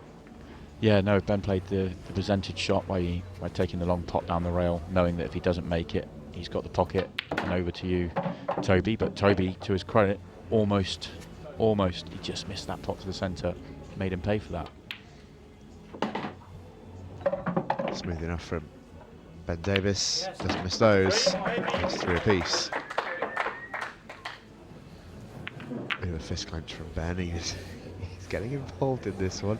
Reminder of who we've seen qualify in the Champions Cup so far. After this week, we only have 4 more weeks of qualification. We've already got some of the very best players in the business through. Take a look at Mark Farnsworth, Ronan McCarthy, Craig Marsh, former world champion Jack Whelan in there, as well as the man in form really on the tour this year, John McAllister, as well as beaten world finalist Simon Ward. Yeah, some big names through and some surprises as well. So all bubbling up nicely for a great last 16.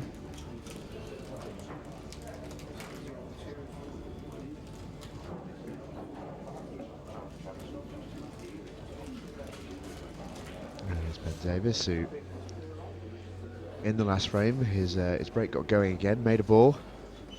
Here's his opponent, Toby Bolt, who is using this final as an opportunity to make a name for himself here.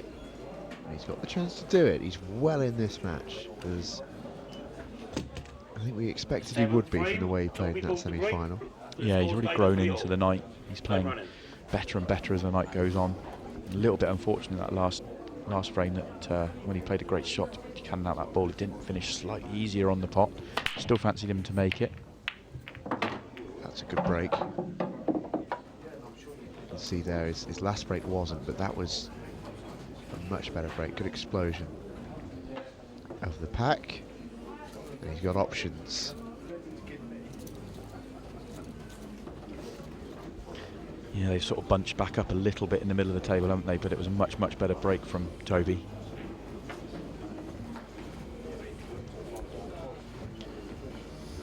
Just wonder if he's got an opening pot on, you know. Well, he's got the red if he wants to go red, so I'm just trying to work out whether we prefer yellow. That angle for a second. Yeah. He's got the easiest pot in the world, but yeah, he's figuring out his next move. Yeah, it looks like all the reds have got a pocket. I don't know whether he doesn't really need to make any cannons. This actually lends itself to quite a nice sort of pattern. He can just work his way through it. Probably the hardest ball might be the black, in terms of he just needs to pick which pocket he wants the black in and work his way round to it. It's a sort of fiddly finish, that. It's a real test of your white ball control, and if there's one thing that has maybe let Toby Bolt down in this match so far, it has been his cue ball control. Yeah, he's just not had really tight control. He's just lost the white a few times, and a few times he's able to pull out the good shots and the recovery shots.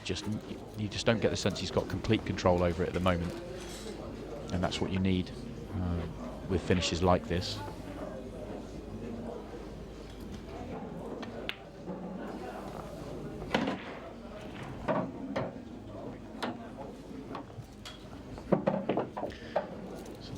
The red does pass the yellow to the top right. He's got this one to the right centre, then the red to the top right. It does pass it.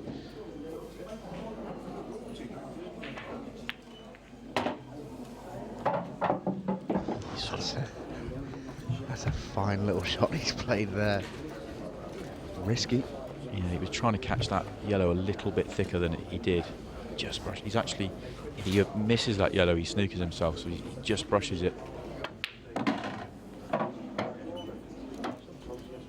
Just over hit the positional shots, which, as we were talking about earlier in the frame, he just hasn't quite got perfect control of the white as he normally would. He's just making these finishes slightly harder with that just that slightly loose control. Ben Davis having a little poke around. Great shot. There, good shot. Toby Bolt is the problem that won't go away for Ben Davis.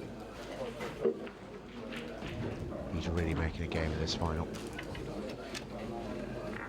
And what we've got to look forward to next week. We remain here in Solihull. Jimmy Carney and Aidan Finch will go head to head in our first semi-final, followed by Miles Deleuze and Mark Pickworth. Yeah, should be another exciting night, Paul. Jimmy Carney's our seed, and we'll start the night as favourite, but there's 4 great players, and could see all make a case for all 4 of them winning.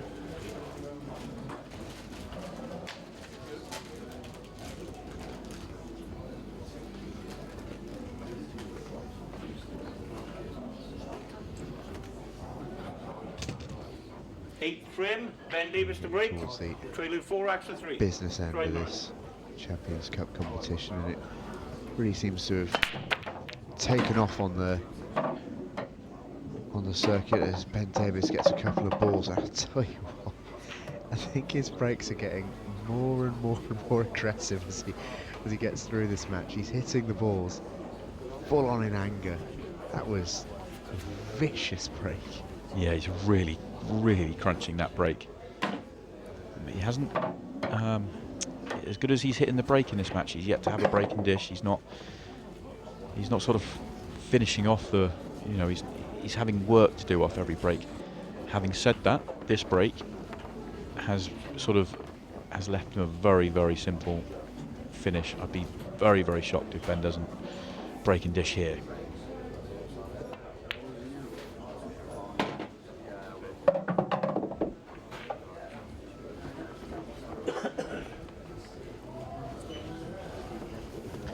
I think we'll see Ben try and he could. I was thinking he could leave the red over either centre pocket for last. If he leaves the red to the right centre for last, he'd be playing the black to the bottom left-hand corner, which he may be looking at. If he leaves the red to the left centre last and the black to the centre, he's a bit betwixt and between here, though.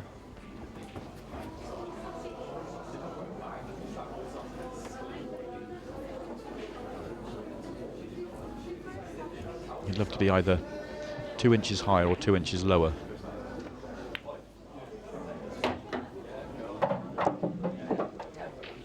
Just drops that one in. Looks like black in the right middle is the choice. Yeah, he's just got to be careful with that yellow, that it doesn't become a blocker. You could see it, if he comes up much further up the table, that yellow could get in the way, so he's controlled that really nicely. Over and out for all. Well, that's the sort of frame that Ben Davis has in the locker. Bit of a smile on the face of Ben Davis, having a bit of a joke with the members in the crowd as well. That's the sort of frame that you expect to see from Ben. When his break is rocking and rolling, he is almost unbeatable on his own break. If he makes a ball, it's such a simple spread for a player of his quality. Yeah, that's it. It's just almost like a free frame for him. He's sort of a big break, and then you just got to roll him in. It's with very little work. If Ben's on, then he gets quite a lot of those in his matches, and that's down to the quality of his break.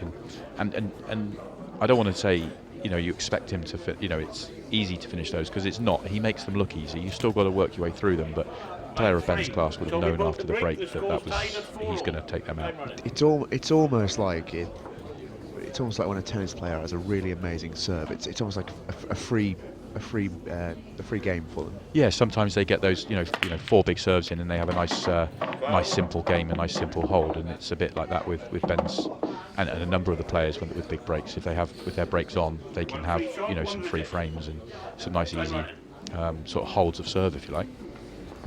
Well, Toby Bolt's issues with his break continue. Take a look at that white, straight into the middle, straight into the corner pocket, I should say. And the one point that we always make is, yes, you can get unlucky going in off, but if you go straight in off, that's just an error. Yeah, that's an error screwing straight in off. If you screw into either the top pockets or straight into the corners, straight into the centres, sorry, then yeah, that's sort of down to you sort of slightly mishitting the break. Sometimes you hit the break great and the white gets kicked in off, and that's just unlucky. But he did screw that one straight in off. So Ben gets another great chance. Yeah, Toby actually got a really decent spread of the balls there, which I'm sure the irony isn't lost on him.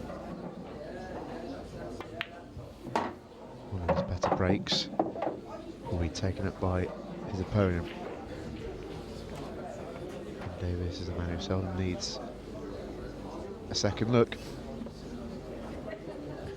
Yeah, slightly more work than in his previous frame, where he took them out really comfortably. Needs to be just careful when he's going to take the one to the top right now, and then he's going to be. Doesn't look like he has a great angle to get down the table, so it's what he leaves after this.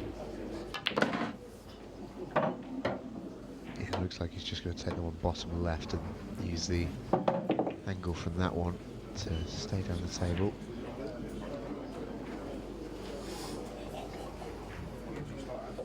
I think you're right, it's a slightly fiddly finish this. Still have very good white ball control.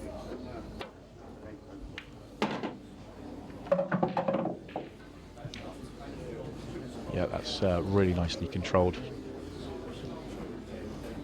Could have easily got away from him that if he just catches the wrong side of the yellow or comes up too far, but that's perfect. He would have he'd have been thrilled with if he picked it up with his hand, he would have put it there, I suspect. I was just about to say that very same phrase. I totally agree. It's a sign of a good positional shot.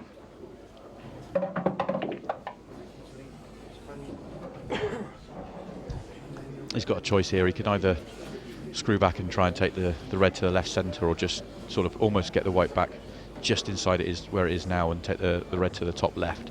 Either way, I mean, he just wants to be just about straight on whichever way he chooses to go. As long as he finishes just about straight, then he just has to follow through for a simple black. So it is the corner.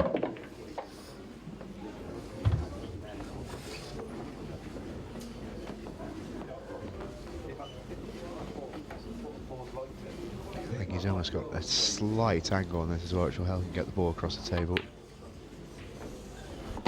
Does drop in. See him walking as soon as he hit that, it was never in doubt. And Ben Davis has one away with a break to come. Yeah. Toby Bolt will not want his final shot in this competition to have been a breaking off, but there's every chance it will be, and there's every chance that David Adnall is looking at the world champ in the last 16. Yeah, he sort of stepped it up a little bit with a break dish followed by a reverse dish. It was once Ben had controlled that shot from going from the top end of the table to the bottom end of the table, he was in perfect position. He knew he was going to take them out, but just minded his work and made sure.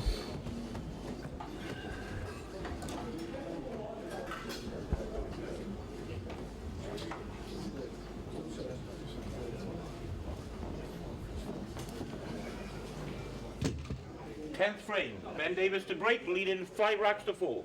Time running. Big break here, could well do it for Ben Davis. Is he going to make a ball? He isn't. He isn't.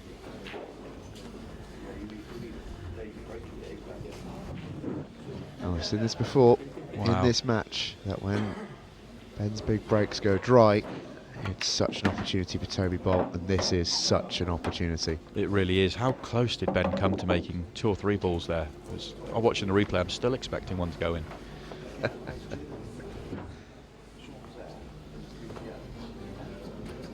Here's the reminder. It's the one into the centre, that yellow into the centre. How does that not drop?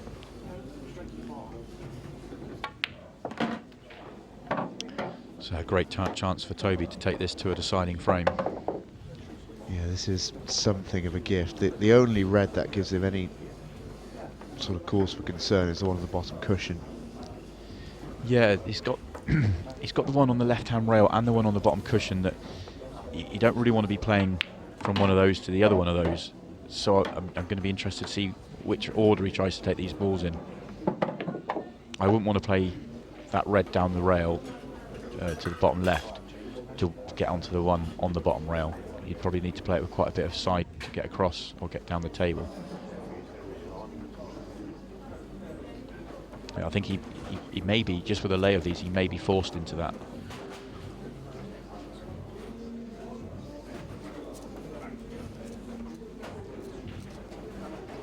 Look at the shot clock for Toby.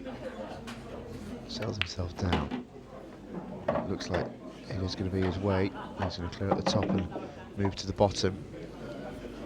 it's a good opportunity, but he's going to have to play some very, very good shots to stay in this match. Yes, and he's not got a great angle on the one to the top right. He wanted to be a lot straighter on this so that he could sort of screw back to roughly where the white is now. He can't do that. And that's a very well controlled shot. Doesn't want to be straight. That's a really good shot, isn't it? Yeah, really, really good. That may even be perfect. He may be able to play this with just a natural. If he's got just enough angle, he may be able to top through and get onto the yellow, the red at the bottom. He's going to be close to going to cannoning into it. Oh, just like that. Is he all right? I think he is. It's tricky, but I think he's okay. Just needed a fraction more angle on that previous shot.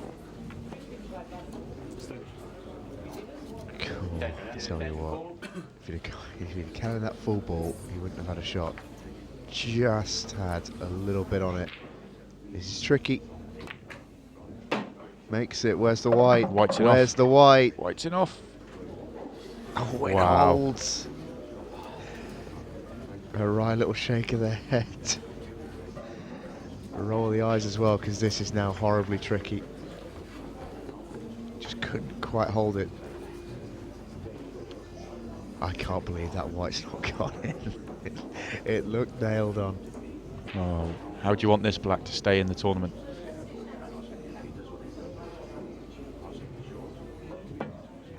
Oh, what a black. That's brilliant. What a shot that is.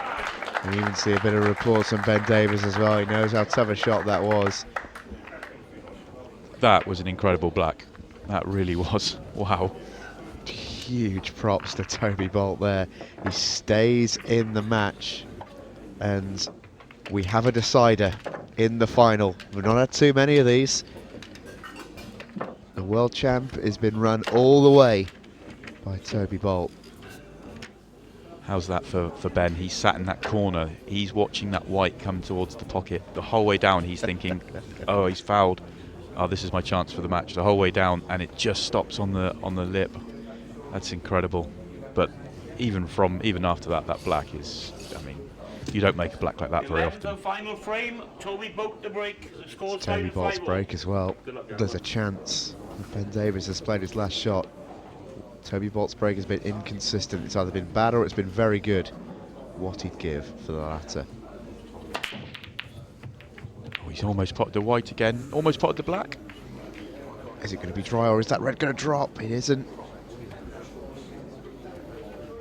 Well, he's absolutely crunched them. He did this in the last match in his semi-final. Absolutely crunched the final break.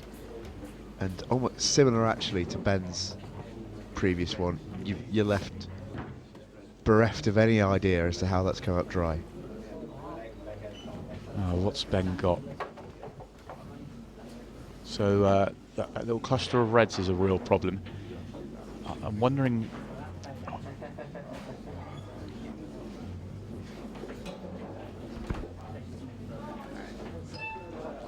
I think I'm wondering whether he's thinking yellows here. If he can take the yellow down to the. If he can take the yellow down to the corner pocket, and then afterwards he can play this red into there off the other, this yellow off the red. Oh, scratch that.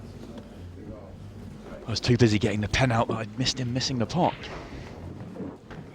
You don't expect Ben Davies to miss this. It's slightly awkward queuing, but he cannot believe he's missed that. So it's the same chance for Toby. And actually, I was trying to say that he needed the yellow to play the yellow off the red, but actually when you saw Toby play that, the yellow went comfortably and he didn't need to play it off the red. This is a massive chance. A massive chance. Toby Bolt wanted to make a name for himself in this competition. He's now got the best possible opportunity to do it and knock out the reigning world champion. He's got to be, the only thing I'll say, he's got to be careful getting onto the yellow at the bottom end of the table, which he's going to do now. And that's perfect. It's just the one he's on now to the bottom left.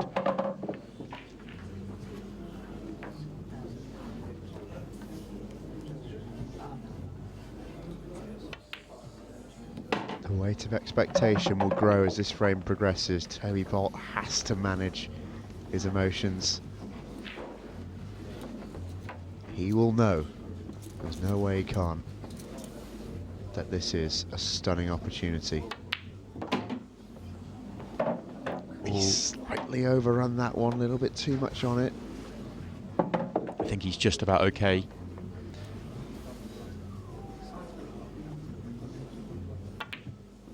It goes, and he's on the final one, and Ben Davis There'll be no mistakes from here. is staring defeat in the face. Toby Bolt has the simplest black of his career to make it into the next round of the Champions Cup, and he's done it. What an incredible result.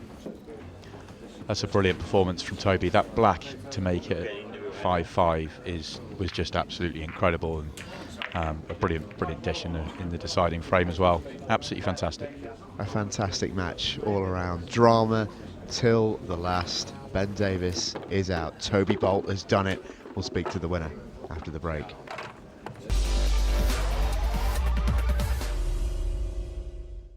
The IPA Freesports Champions Cup pool is brought to you by Select Car Leasing.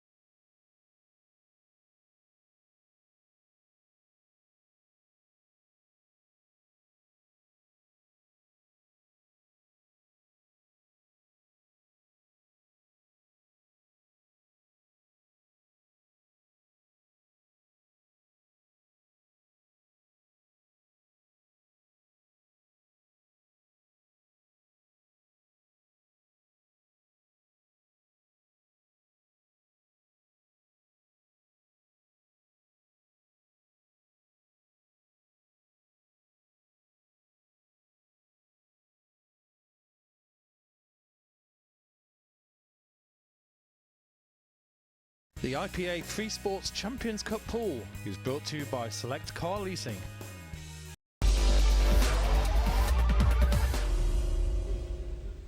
Welcome back to Solihull here on Freesports Champions Cup action.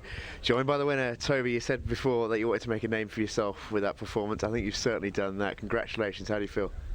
It's nice to win. I don't really know how I feel yet. You don't really sink into afterwards. You look at your phone and stuff like that, but I don't feel like I played that well. I just seem to do the right things at the right moments. Well, you speak about the right moments. The black to make it 5-5 was a heck of a shot. Did you think, what were your emotions heading into playing that shot? I didn't really feel it. It's a free roll. You're 5-4 down. You know if you miss, you've lost. So there's no pressure on it because you just freely cue and just hope, basically.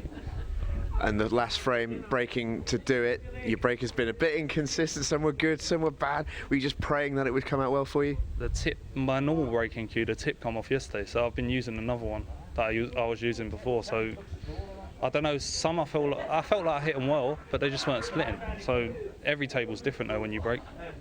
That's the luck. That's where the luck comes into it. Of course, and you've now got the second round of the Champions Cup to look forward to. We've seen some great names go through already in this competition. Looking forward to being in amongst those names and making even a bigger name for yourself. Yeah, definitely. Hopefully I can go all the way. I don't see why not. But I need to play better than that. I don't think I played great, but I just got luck at the right moments. So I'm pleased, over the moon. Well, we can't wait to watch you in the later rounds. Congratulations. Cheers, mate. Thank you. And let's take one more final reminder of how he got there.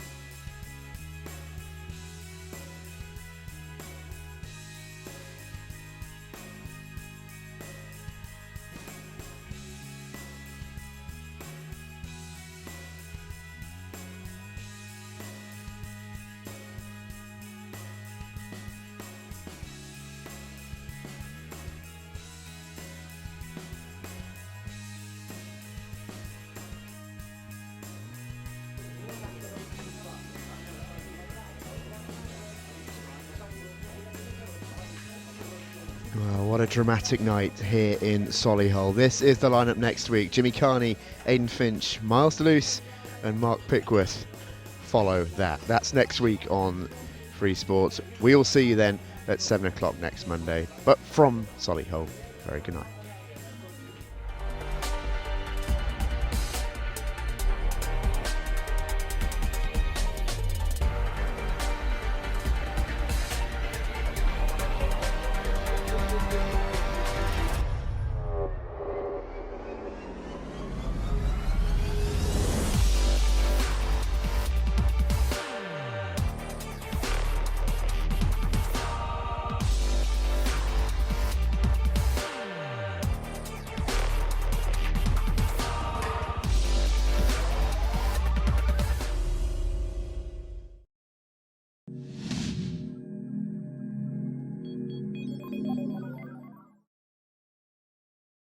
The IPA Freesports Champions Cup pool is brought to you by Select Car Leasing.